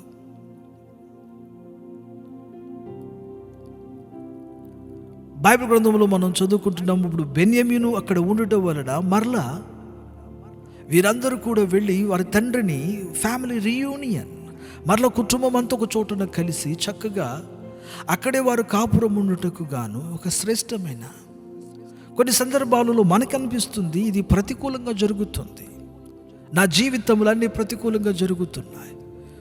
రిపోర్ట్లు చూసినప్పుడల్లా ఎందుకు ఈ ప్రతికూలత, వ్యాధి బలహీనతలు ఏర్పడినప్పుడల్లా ఎందుకు ఈ ప్రతికూలత, everything is against me, physically everything is against me, and mentally psychologically everything is against me. Naturally భౌతిక పరంగా ఏ దేనిలో చూసినా అన్నీ నాకు వ్యతిరేకంగా ఉన్నాయి. దేవుళ్ళనే ఎదుగుతున్నాను అనుకుంటే స్పిరిచువల్లీ ఎవ్రీథింగ్ ఈజ్ అగెయిన్స్ట్ మీ నువ్వు నీ జీవితంలో భావిస్తూ ఉండవచ్చును. కానీ మరొక వైపున దేవుడు దానిని మేలుకరంగా మారుస్తుండనే సత్యాన్ని గుర్తించాలి. అవును ప్రియులారా, దేవుడు అతని జీవితములో చేస్తున్న కార్యాన్ని చూడండి. Look out the God's providence in Jacob's life. ఇటువంటి ప్రతికూలతల మధ్యలో దేవుడు అతనికి అనుగ్రహించుతున్న క్రియలను చూడండి. ప్రావిడెన్స్ అనే మాటకు ప్రో అన్నప్పుడు ముందుగానే వీడియో 2 పదాలుగా దాన్ని విభజిస్తే ముందుగా సంభవించబోచున్న వాటిని దేవుడు ముందుగానే ఇతని జీవితంలో గమనించి ఇతనికి కావలసిన ముందు ఏర్పాట్లన్నిటిని చేస్తున్నాడు. నీ జీవితంలో కూడా ఈ రోజున ఏదో ఒక శ్రమలో గుండా వెళుతున్నావని అన్నప్పుడు దేవుడు ఏదో శ్రేష్టమైన ఒక స్థితిలో నిలబెట్టడానికే ఈ రోజున ఇటువంటి చిన్న చిన్న పరిస్థితుల గుండా నేను అనుమతిస్తున్నాడేమో. ఈ పెయిన్, ఈ వేదన, ఈ కష్టాలు, ఈ కన్నీరు, ఈ తృణీకరింపబడుట, ఈ ప్రెషర్, ఈ యాంగ్జైటీ, ఈ డిప్రెషన్, ఇక్కడ నీ జీవితంలో ఈ యొక్క విఫలములయ్యే పరిస్థితులు, ఈ నష్టములు దేవుడు ఏదో శ్రేష్టమైన పాఠమును నేర్పించడమే కాకుండా నెక్స్ట్ లెవెల్కు నువ్వు వచ్చినప్పుడు నీ జీవితంలో అన్నీ కూడా మంచిగా ఉండడానికి దేవుడు వీటినన్నిటినీ నీ జీవితంలో అనుమతిస్తున్నాడని ఏమనే సత్యాన్ని మనం గుర్తించాలి. కాబట్టి క్రీస్తునందు ప్రియమైన దేవుని పిల్లలారా, యాకోబు జీవితంలో యాకోబు అంటున్నాడు, ఇవన్నీ నాకు ప్రతికూలంగా ఉన్నాయి. నిజం చెప్పండి, అన్నీ ప్రతికూలంగానే ఉన్నాయా? యోసేపును దేవుడు ఐగుప్తునకు పంపింది వీరి క్షేమం కొరకు కాదా? సిమియోను అక్కడ బంధించింది తన సహోదరుడిని బెన్యామీనును మరలా క్షేమంగా అక్కడ తీసుకురావడానికి కాదా? ఇది ఎలా ప్రతికూలవుతుంది? బెన్యామీను వచ్చిన తరువాత బెన్యామీను మీద ఒక నిందను మోపి అక్కడ అతను ఆపింది కుటుంబాన్ని అంతటిని మరలా ఒకటిగా ఐక్యపరచడానికి కాదా? తండ్రిని కుమారులను అందరిని ఐక్యపరచడానికి కాదా? యాకోబుకి ఎల్లప్పుడూ ఒక మనసు ఉండేది, నా కుమారులు ఏదో యోసేపుని ఏదో చేశారు, వానికి ఏదో జరిగిందనే తలంపు ఎల్లప్పుడూ యాకోబును తొలుస్తూనే ఉండేది. యాకోబును మరలా తీసుకుని వచ్చి తన ప్రియమైన కుమారుడైన యోసేపుతో కలిపాడే. ఇవేలా ప్రతికూలతలుగా ప్రస్తుతం కనబడే పరిస్థితులన్నీ కూడా they may seam dead against us, మనకి వ్యతిరేకంగా కనబడవచ్చును, కానీ దేవుని ఉద్దేశములు ఎంత గొప్పవి ఆలోచన చేసి చూడాలి.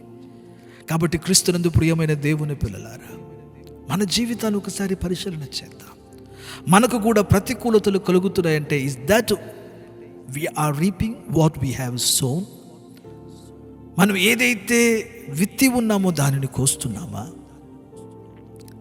లేకపోతే దేవుడు అటువంటి పరిస్థితుల్లో కూడా ఏదైతే మనకు వ్యతిరేకంగా ప్రతికూలంగా ఉందో ఆ ప్రతికూలమైన పరిస్థితుల్లో కూడా దేవుడు తన ఉద్దేశములను జరిగించుకొనుచు ఒక రోజున తనకు నామమునకు మహిమ తెచ్చుకోవడానికి దేవుడు వీటినన్నిటిని మన జీవితంలో అనుమతిస్తున్నాడు. ఒకసారి చదువుదాం ఆ మాట మరలా. రోమిలకు రాసిన పత్రిక 8వ అధ్యాయము 28వ వచనం. నానా తల్లి ఒకసారి రోమన్స్ 8:28 చదువు. 8:28 రోమన్స్ 8:28.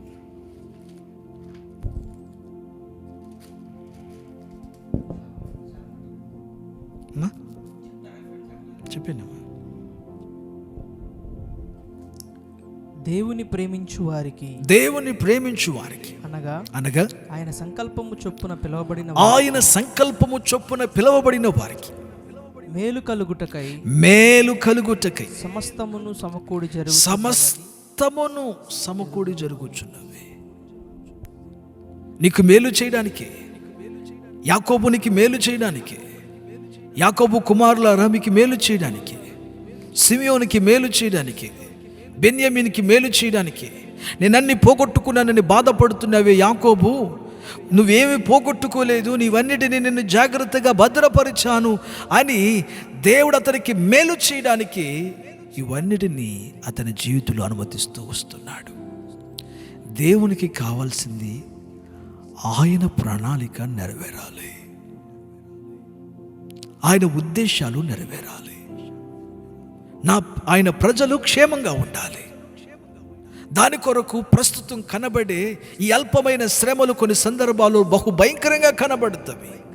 బట్ వాస్తవానికి అది అల్పమైన శ్రమనే. Present troubles they are momentary, అవి క్షణితమైనవి. ఇప్పుడు మనం అనుభవించుచున్న ఏ శ్రమైనా కానీ క్షణితమైనది. పౌలు భక్తుడు అంటాడు, మన పొందబోవు మహిమ ఎదుట ఇప్పటి కాలపు శ్రమలు ఎనదగినవి కావు. నాకు అన్నీ వ్యతిరేకంగా ఉన్నవని నువ్వు బాధపడవచ్చును, కానే కాదు ప్రియులరా. ఏదైతే వ్యతిరేకత నువ్వు బాధపడుతున్నావో ఈ రోజున నీవు వెళ్తున్న నీ మెస్సీ కండిషన్ రేపు దేవుడు ఒక మెసేజ్గా మార్చగలిగిన వాడై ఉన్నాడు. The test that you are going through today will become a testimony tomorrow. No matter what the history was, but God still can make your history into his story. ఆయనని ఏ పరిస్థితులైనా కానీ అనుకూలంగా రానున్న దినములలో దాన్ని మలుచుటకు ఆయన సర్వశక్తి కలిగినాడు. బికాస్ గాడ్స్ ప్రావిడెన్స్ ముందుగానే సంభవించబో కార్యములను దేవుడు ఆలోచన చేసి ఇక్కడ మనలను సరియైన మార్గంలో ఆయన నడిపించువాడై ఉన్నాడు అన్నమాట. కాబట్టి ప్రియులరా, దేవుని గొప్పతనమును యోచించదువా? రెండవది, యోసేపును గూర్చి మనం చూసినప్పుడు యోసేపు 13 సంవత్సరాల క్రితం ఈ సంభాషణ వారిలో జరుగుతున్నప్పుడు ఈ ప్రధానిగా తన సహోదరులతో, దీనికంటే 13 సంవత్సరాల క్రితం తన సహోదరుల ద్వారా అతడు ద్వేషించబడి, అతడు కొట్టబడి, అతడు తన సహోదరుల ద్వారా అమ్మబడ్డాడు. 13 అనగా 17 సంవత్సరాల వయసులో అతనికి ఈ సంభవం ఏర్పడింది.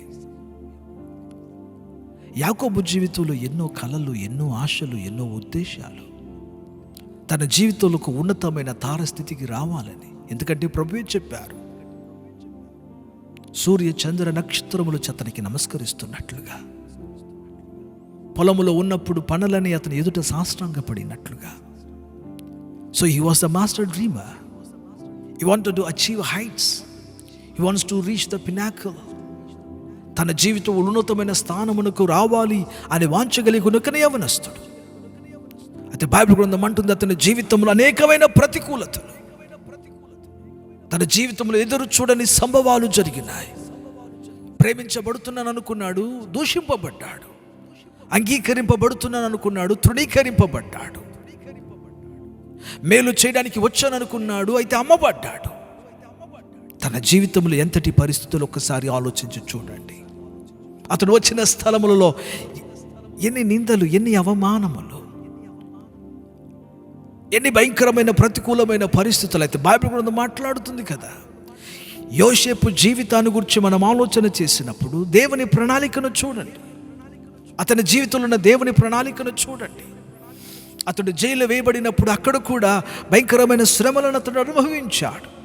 అయితే ఒక రోజున అతని ఎదుకు ఒక వార్త వస్తున్నది. ఫరో నిన్ను రమ్మని పిలిచాడు.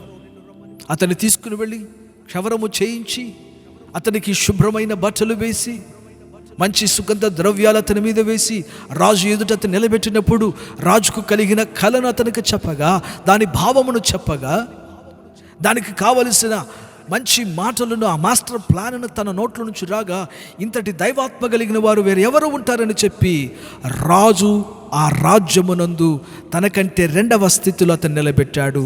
నీ అనుమతి లేకుండా ఎవరును దేశములో కాలైనను చేతులైనను కదుపుటకు వీలు లేదన్నంత ఉన్నతమైన స్థితిని రాజు యోసేపునకు ఇచ్చాడు. ఎన్ని ప్రతికూల పరిస్థితులు. అయితే ఆలోచించవలసిన సత్యము 17 సంవత్సరాల నుండి ఆ కార్యం జరగడానికి 30 సంవత్సరాల నుంచి మించు 13 సంవత్సరాలు ఎంతకాలం వేచి ఉన్నాడు. దేవుడు మాట్లాడింది ఎప్పుడు? ఆ కార్యం జరుగుతున్నది ఎప్పుడు? ఎప్పుడో బాల్య ప్రాయములో ఉన్నప్పుడు దేవుడు కలలతో మాట్లాడాడు. అది నెరవేర్పులోనికి వచ్చినది తన యొక్క 30sలో, తన 30వ సంవత్సరంలో ఆ కళ నెరవేర్పులోకి వస్తుంది. వేచి ఉండగలిగిన అనుభవం బైబిల్ గ్రంథం మాట్లాడుతుంది. కొంతమంది సొమ్మసిల్లిపోతున్నారు, ఇంకా నువ్వు జరగలేదు అని, ఇంకా నువ్వు నెరవేర్పులోనికి రాలేదు అని, ఇంకా నేను కోరినది నాకు సంభవించలేదని కొందరు సొమ్మసిల్లిపోతున్నారు. అదే బైబిల్ గ్రంథం మాట్లాడుతుంది కదా, యెహోవా కొరకు ఎదురు చూచువారు నూతనమైన బలము పొందుకుని వారు పక్షిరాజు వలె తమ రెక్కలు చాచి ఎగురుతారు. యెషయా ప్రవచన గ్రంథము 40వ అధ్యాయము. అన్నా ఒక వాక్యం చదవాలి.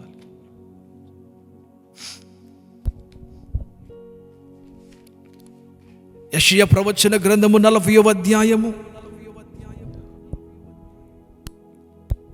29, 30, 31 వచనాలు. సొమ్మసిల్లిన వారికి బలమిచ్చువాడు ఆయనే, బలమిచ్చువాడు ఆయనే. శక్తిహీనులకు బలాభివృద్ధి కలుగచేయువాడు ఆయనే, బల అభివృద్ధిని కలుగచేయువాడును ఆయనే. బాలురు సొమ్మసిల్లుదురు అలయుదురు. యవ్వనస్తులు తప్పక తొట్రిల్లుతారు. యెహోవా కొరకు ఎదురు చూచువారు నూతన బలము పొందుదురు. వారు పక్షిరాజు వలె రెక్కలు చాచి పైకి ఎగురుతారు. అలయక పరిగెత్తుతారు. సొమ్మసిల్లక సాగిపోతారు. ఎంతటి వాగ్దానాన్ని దేవుడు మనకి ఈ నెలలో ఇస్తున్నాడు. యెహోవా కొరకు కనిపెట్టుకుని ఎదురు చూడగలిగిన అనుభవం. యోసేపు యెహోవా కొరకు కనిపెట్టుకుని ఎదురు చూస్తున్నాడు. అయితే బైబిల్ గ్రంథం మాట్లాడుతుంది కదా, ఎప్పుడైతే దేవుని కొరకు అతడు కనిపెట్టుకుని ఎదురు చూస్తూ ఉన్నాడో దేవుడు అతడిని పక్షిరాజు వలె తన రెక్కలు చాచి ఎగరగలిగిన అనుభవాన్ని దయచేశాడు. అప్పటి వరకు చెరసాలలో ఉన్నవాడే, అప్పటి వరకు చెడ్డ పేరు మోస్తూ ఉన్నవాడే, అప్పటి వరకు నిందల పాలైన వాడే, అప్పటి వరకు తన పాస్ట్ను గురించి ఏదో ఒక స్థలములో తన జీవితంలో దుఃఖించిన వాడే. అయితే బైబిల్ గ్రంథం అంటుంది, అతడు యెహోవా కొరకు ఎదురు చూడగా తన జీవితములో అతడు పక్షిరాజు వలె బలము పొందుకుని రెక్కలు చాచి పైకెగిరాడు. ఇక ఎన్నడూ యోసేపు క్రిందికి రాలేదు, ఉన్నతమైన స్థితికి ఎదుగుతూనే ఉన్నాడని లేఖనాలు మాట్లాడుతున్నాయి. ఇలా ఉన్నతమైన స్థితికి అతను తీసుకుని వచ్చే ప్రక్రియలో దేవుడు యోసేపుకు జీవితంలో ఏంటో తెలుసునా, అతనిని పరిశీలిస్తూ వచ్చాడు. God was testing Joseph. in his life. The test came to his character. అతనికి గుణశీలమునకు పరీక్షలు ఏర్పడ్డాయి, తన గుణగణములకు పరీక్షలు ఏర్పడ్డాయి. అయితే దేవునికి మహిమ కలుగునుగాక, యోసేపు యొక్క గుణశీలము నిష్కళంకమైనది, నిర్మలమైనది. యోసేపు యొక్క గుణశీలమునకును ప్రభువైన యేసుక్రీస్తు వారి యొక్క గుణశీలమునకును ఇంచుమించు 100 పోలికలను మనం పోల్చవచ్చును. అన్ని గుణశీలములు మనకి కనబడుతుంది. అన్ని పోలికలు యోసేపునకును ప్రభువైన యేసుక్రీస్తు వారికి కనబడుతవి. పాత నిబంధన గ్రంథములు మరి ఏ భక్తునికి లేని గుణగణములు మనం ఒక యోసేపులను చూడగలము. పాత నిబంధన ఉన్న భక్తులను ఎవరిని కూడా యేసుక్రీస్తు అంత పరిపూర్ణంగా పోల్చలేము, కానీ ఒక యోసేపును మాత్రము యేసుక్రీస్తుతో మనం చక్కగా పోల్చడానికి అటువంటి శ్రేష్టమైన గుణగణములు. అతని గుణగణములలో అతడు పరిశీలన చేయబడుతూ వస్తున్నప్పుడు దానిలో అతడు శుద్ధ సువర్ణంగా మిగిలాడు. యెహోవా కొరకు అతడు రెక్కలు చాచి ఎగిరారు. ప్రభు నీ దగ్గర నా దగ్గర కోరుతుంటే ఏంటో తెలిసిన, నా కుమారుడా, నా కుమార్తె, నువ్వు నా కొరకు ఎదురు చూస్తాను అంటున్నావు. నా కొరకు నువ్వు, దేవుడు నన్ను పైకి లేవనెత్తడా, దేవుడు నన్ను ఉన్నత స్థితికి తీసుకురాడా, దేవుడు నా జీవితంలో చేసిన వాగ్దానాలు నెరవేర్చడా, నేను నా జీవితంలో పక్షి రాజు వలె పైకి ఎగరనా, నేను ఇక్కడే అట్టడుగున పడిపోయి ఉన్నానే, నా జీవితంలో ఒక ఉన్నతమైన స్థితి రాదా అని బాధపడుతున్నావా? What about your testings in life? దేవుడు నీ జీవితంలో తెస్తున్న పరీక్షలలో నీ గుణశీలంలో నువ్వు ఎలా ఉన్నావు? నిన్ను నువ్వు రుజువు చేసుకుంటున్నావా ప్రభువు దగ్గర నమ్మకముగా? చిన్న విషయాల్లో కూడా నువ్వు నమ్మకంగా ఉంటున్నావా? ఆర్థికులు నమ్మకంగా ఉంటున్నావా? నువ్వు ఉంచబడిన స్థలములో నమ్మకంగా ఉంటున్నావా? బైబిల్ గ్రంథం మాట్లాడుతుంది, పోతీఫర్ భార్య యోసేపు మీద కన్ను వేసి, నువ్వు ఇల్లంతటిలో గృహ నిర్వాహకుడుగా ఉన్నావు కదా, ఇది కూడా నువ్వు నాతో చెయ్యి అని అడిగినప్పుడు యోసేపు సమ్మతించలేదు. ఎందుకంటే యోసేపు పోతీఫర్ దగ్గర పనిచేస్తున్నానట్లుగా అతను లేడు, కానీ నేను దేవుని దగ్గర నేను పనిచేస్తున్నాను అంటే దేవుని ఎదుట నేను పనిచేస్తున్నాను. దేవుని ఎదుట నేను పోతీఫర్ ఇంట్లో పనిచేస్తున్నాను కాబట్టి నేను చేస్తుంది నా దేవుని ఎదుట, నా దేవునికి, నా దేవుడు నన్ను ఇక్కడ ఉంచాడు. అలాంటప్పుడు నా దేవునికి విరోధంగా నేను ఇంతటి భయంకరమైన పాపం నేను ఎలా చేస్తాను? నో. ప్రియమైన దేవుని పిల్లలారా, అతడు తన జీవితంలో తన క్యారెక్టర్లో శ్రేష్ఠుడిగా నిలబడ్డాడు. తన సహోదరులు వచ్చినప్పుడు వారు ఆహారం కొరకు వచ్చినప్పుడు వారిని తీసుకెళ్ళి బంధించి ఉండవచ్చు చెరసాలలో. అయితే వారికి ధాన్యాన్ని ఇచ్చాడు, రూకలు వారి సంచిలోని పెట్టించి పంపించాడు. కఠినంగా పైకి ప్రవర్తిస్తున్నాడు, కానీ కఠినంగా అతడు వ్యవహరిస్తున్నాడు, కానీ లోపల ఎంతటి ప్రేమ, లోపల ఎంతటి జాలి వారి మీద, లోపల ఎంతటి ధారాళపు మనసు. వాళ్ళ ధనం వాళ్ళకి తిప్పించాడు. తన సహోదరులు రావాలి, తన తండ్రి రావాలి, క్షేమకాలంలో మీరందరూ అక్కడ సఫర్ అవ్వకూడదు, ఇక్కడ ఉండి క్షేమంగా ఉండాలి. పైకి మాత్రం కఠినంగా కనపడుతున్నాడు, లోపల చూడండి ఎలా ఉన్నాడు. దేవుడు నీ జీవితంలో అనేక పర్యాయాలు, అనేకమైన పరీక్షలను అనుమతిస్తాడు. It comes to test your character. నీ క్యారెక్టర్ని పరీక్షించడానికి ఈ పరీక్షలన్నీ వస్తూ ఉంటాయి. దీనిలో మీరును నేనును మనం నమ్మకస్తులుగా నిలబడాలి. నమ్మకంగా ఎవరైతే యెహోవా కొరకు ఎదురు చూచు తమ జీవితాలలో నమ్మకంగా, నీతిగా, యథార్థంగా దేవుని ఎదుట నిలబడతారో ప్రియులారా, దేవుడు వారినట పక్షిరాజు వలె పైకి ఎగరచేస్తాడు. నువ్వు నమ్మకంగా ఉండడని చూడు. All that God expects from us is being faithful. మోషేని పరీక్షించాడు.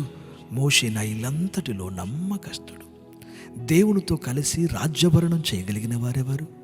ఆయన పరిశుద్ధ పర్వతం దగ్గర నిలబడగలిగిన వారెవరు? బైబిల్ ఉంటుంది, ఏర్పరచబడి, పిలువబడి, ఏర్పరచబడి నమ్మకంగా ఉండువారే. They that are called, chosen and faithful నమ్మకత్వం. క్యారెక్టర్లో నమ్మకస్తుడిగా నిలబడ్డాడు జోసెఫ్. అందుకని అతని జీవితంలో ఉన్న ప్రతికూలతలన్నిటిని కూడా దేవుడు అతనికి మహామహిమగా మార్చాడు. నీకు అన్ని వ్యతిరేకంగా ఉన్నాయా? ఒకసారి ఆలోచన చెయ్యి, ఒకసారి యోచన చెయ్యి.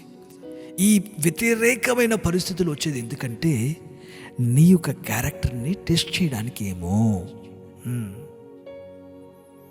నీ యొక్క క్యారెక్టర్ని టెస్ట్ చేసి నువ్వు ఎవరు అని దేవుడు దానిలో నుంచి హీ వాంట్స్ టు డిరైవ్. నువ్వు ఎవరు అనేది దేవుడు, నీ గుణగణములను దేవుడు అక్కడ పరిశీలన చేస్తున్నాడు. ఆ శోధన ఎలాగైనా రావచ్చు. నమ్మకత్వం, అకౌంటబిలిటీ, ఫెయిత్ఫుల్నెస్, నమ్మకంగా ఉంటాడు. చిన్న విషయాలలోనేమి, పెద్ద విషయాలలోనేమి, మనుషులు ఉన్నప్పుడేమి, మనుషులు లేనప్పుడు కానీ, వనరుల విషయంలో ఏమి, మనుషుల విషయంలోనేమి, దేనిలోనైనా నమ్మకంగా ఉండగలిగిన అనుభవం. ఎందుకంటే ఆ వస్తువులో నువ్వు నమ్మకంగా ఉంటే it not only shows that how you handle that instrument are thing or people, but also it reflects your heart, your character.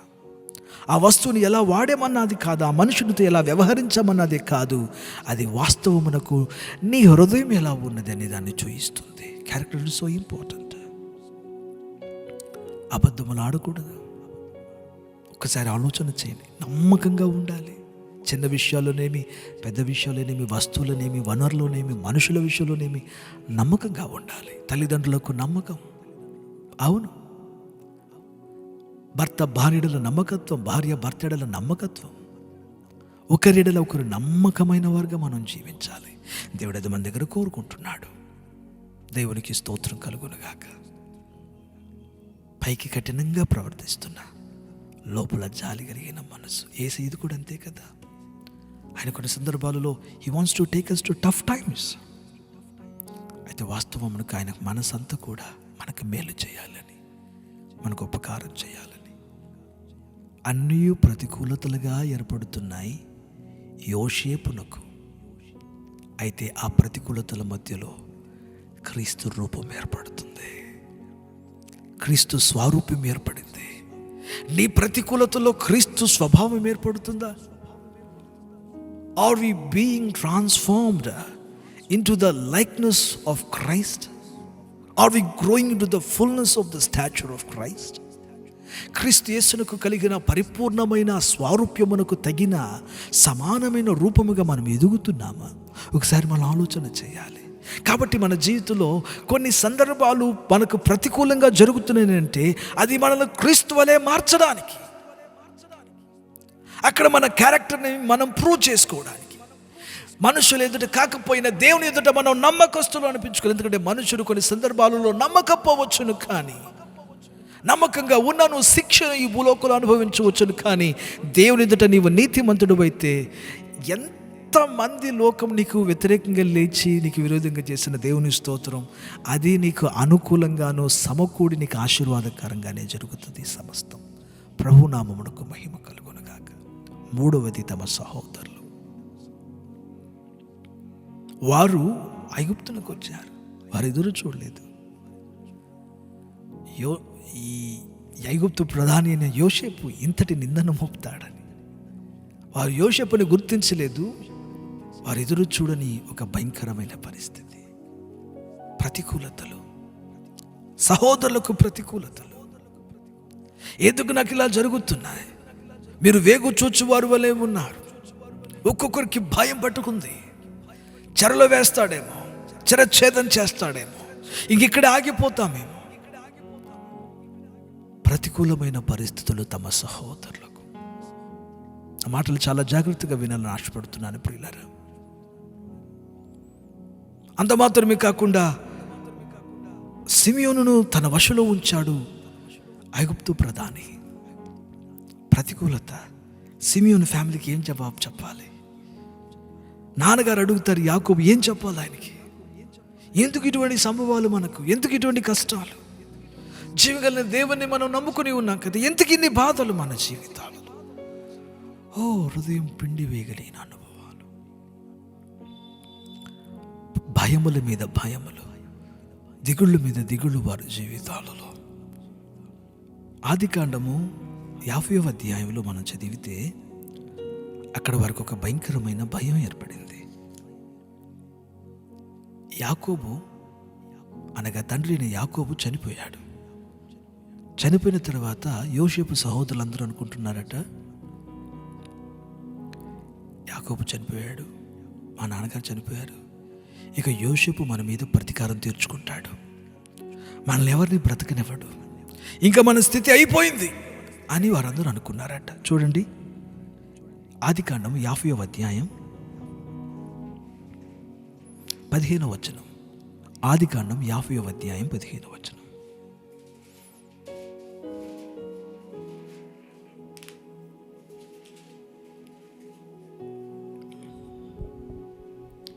యోసేపు సహోదరులు తమ తండ్రి మృతి పొందుట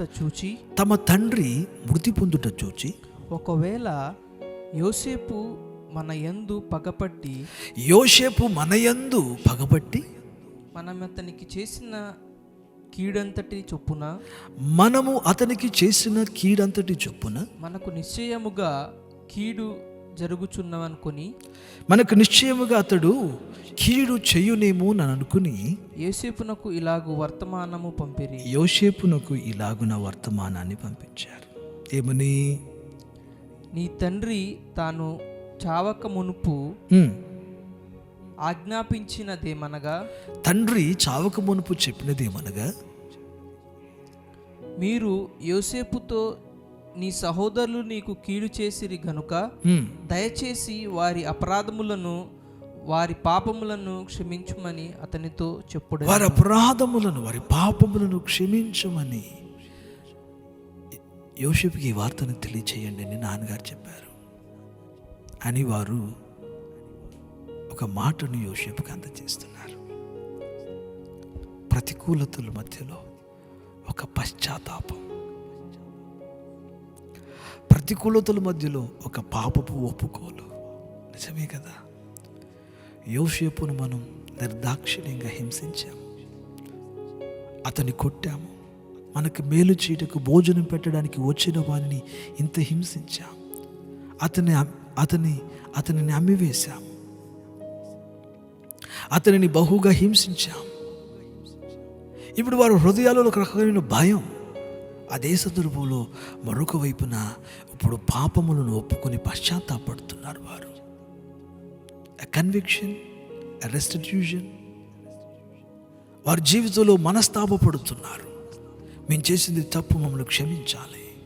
ప్రియమైన దేవుని పిల్లలారా, కొన్ని సందర్భాల్లో మన జీవితాల్లో దేవుడు ఎందుకు ప్రతికూలతలను అనుమతిస్తాడంటే, రా నీ తప్పులను ఒప్పుకో, నువ్వు చేసిన పాపాలను ఒప్పుకో. నువ్వు అలా ఉంటే కుదరదు.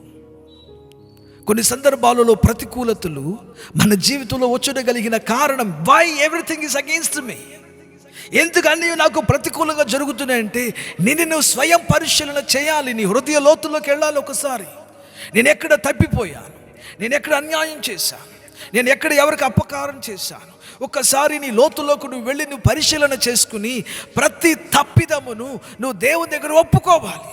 ప్రభుకు స్తోత్రం కలుగునుగాక. పశ్చాత్తాపంతో గనక నా పాపములను ప్రభువా నన్ను క్షమించమని మనం ఒప్పుకున్నప్పుడు దేవుడు ప్రతికూలతలలో నుండి మనల్ని విడిపించి క్షేమకరమైన ప్రాంతాలలో నివసింపజేయడానికి ఆయన శక్తి కలిగిన వాడై ఉన్నాడు. ప్రభునామమునకు మహిమ కలుగునుగాక. దేవుని మాటలు వింటున్న వారులారా, కొన్ని సందర్భాలలో ప్రతికూలతలు కలగడానికి కలిగిన కారణం మనలో పశ్చాత్తాపమును, లోతైన శుద్ధీకరణ తీసుకురావడానికి. మనం సామాన్యంగా మాటలు వినము. మనం చేసిన తప్పులు ఒకవేళ తప్పని కూడా గ్రహించకుండా మర్చిపోతాం. అదే తప్పులు మరలా చేయడానికి మనం తెగిస్తూ ఉంటాం. అటువంటి సందర్భాలలో దేవుడు ఏం చేస్తాడంటే, నీవు ఆ పాపమును గ్రహించాలి, అది నీకు జ్ఞప్తికి తేవడానికి, దాని విషయంలో నువ్వు పశ్చాత్తాపడడానికి, నువ్వు నరకానికి పోకుండా ఇక్కడే నీ జీవితంలో దేవుడు ఏదో ఒక రీతిగా ఆ పాపపు ఒప్పుకోలు తెచ్చి దేవుని తట్టు తిరిగేలాగా దేవుడు చేస్తాడు. అందుకని మన జీవితంలో కొన్ని సందర్భాలలో ప్రతికూలతలు వస్తాయి. అందుకని కొంతమంది భయంకరమైన వ్యాధులు సంభవించినప్పుడు నేనేమైనా తప్పులు చేసే ప్రభువా నన్ను క్షమించయ్యా అని ప్రార్థించడం మొదలు పెడతారు. నన్ను మన్నించు ప్రభువా, నేనేమైనా అన్యాయం చేసి ఉంటే నన్ను క్షమించండి.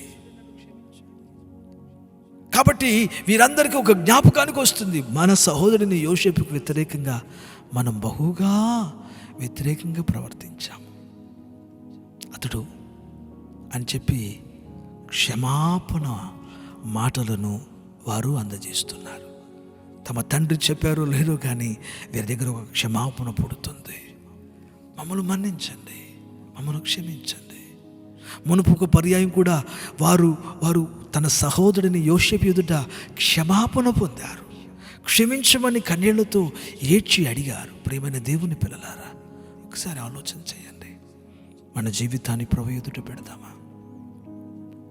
ప్రతికూలతలు వచ్చుటలో కలిగిన 3వ కారణాన్ని మనం చూస్తున్నాం. మనలో పశ్చాత్తాపమును, లోతైన శుద్ధీకరణ రావడానికి కొన్ని సందర్భాల్లో దేవుడు మనకు ప్రతికూలమైన పరిస్థితులు కూడా పంపిస్తున్నాడు.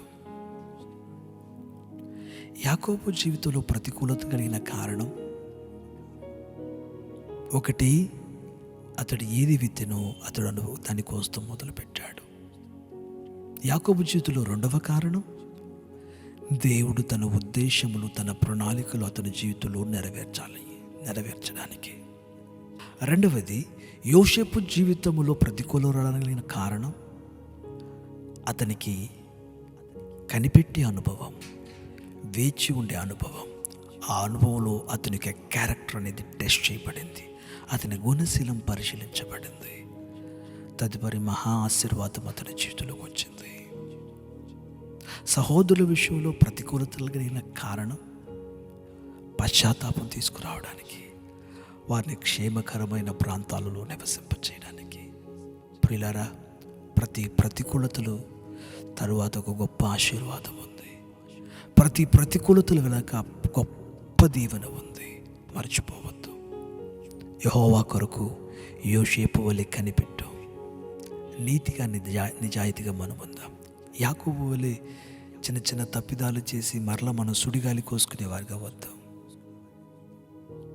యాకోబు యొక్క కుమారులైన యోసేపు సహోదరుల వలె ఇతరుల అపరాధములను, పాపములను చేసి మన జీవితాలలో మనము నష్టపోయేవారుగా కాక యోసేపు వలె నమ్మకంగా నిలబడుతూ ఈ అనుభవాలు నేర్చుకుంటూ మన జీవితాలలో మనం దేవుని ఎదుట మంచి గుణగణములను మనం సంపాదించుకుంటూ నమ్మకంగా ఎదిగినప్పుడు దేవుడు మన పక్షి రాజుల వలె పైకి తీసుకురావడానికి శక్తి కలిగిన వాడై ఉన్నాడు. ప్రభు మనందరినీ దీవించునుగాక. మహాపరిశుద్ధుడా, జీవంగల తండ్రి, మీ వాక్యంలోని మీరు మాతో మాట్లాడినందుకు వందనాలు. ప్రతి ఒక్కరిని దీవించండి, ప్రతి ఒక్కరిని ఆశీర్వదించండి. మీ వాక్యము ప్రతి ఒక్కరిని మలుచునుగాక. ఎవరికి వారి నేనెందుకు ప్రతికూలతలో ఉన్నాను? Why is this happening to me? Why everything is against me? ఒకసారి ఆలోచించడానికి సహాయం చేయండి. నేను విత్తిన దానికి ఇప్పుడు నేను కోస్తున్నానా? లేదు, నా దేవుడు ముందుగానే నా జీవితంలో ఏదో గొప్ప కార్యాలు చేయాలని ఉద్దేశించి ఇప్పుడు నన్ను ఈ ఇరుకు మార్గంలో నడిపిస్తున్నాడా?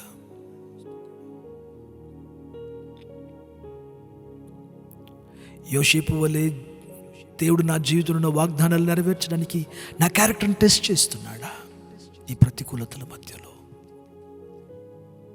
లేదు, ఈ ప్రతికూలతలు నేను లోతుగా పరిశీలన చేసుకుని పశ్చాత్తాపడడానిక, శుద్ధీకరించబడడానిక యేసు రక్తం సంసిద్ధంగా ఉంది. యేసు రక్తం సంసిద్ధంగా ఉంది. మీ రక్తంతో ప్రతి ఒక్కరిని కడిగి వేయండి అయ్యా, శుద్ధీకరించి వేయండి.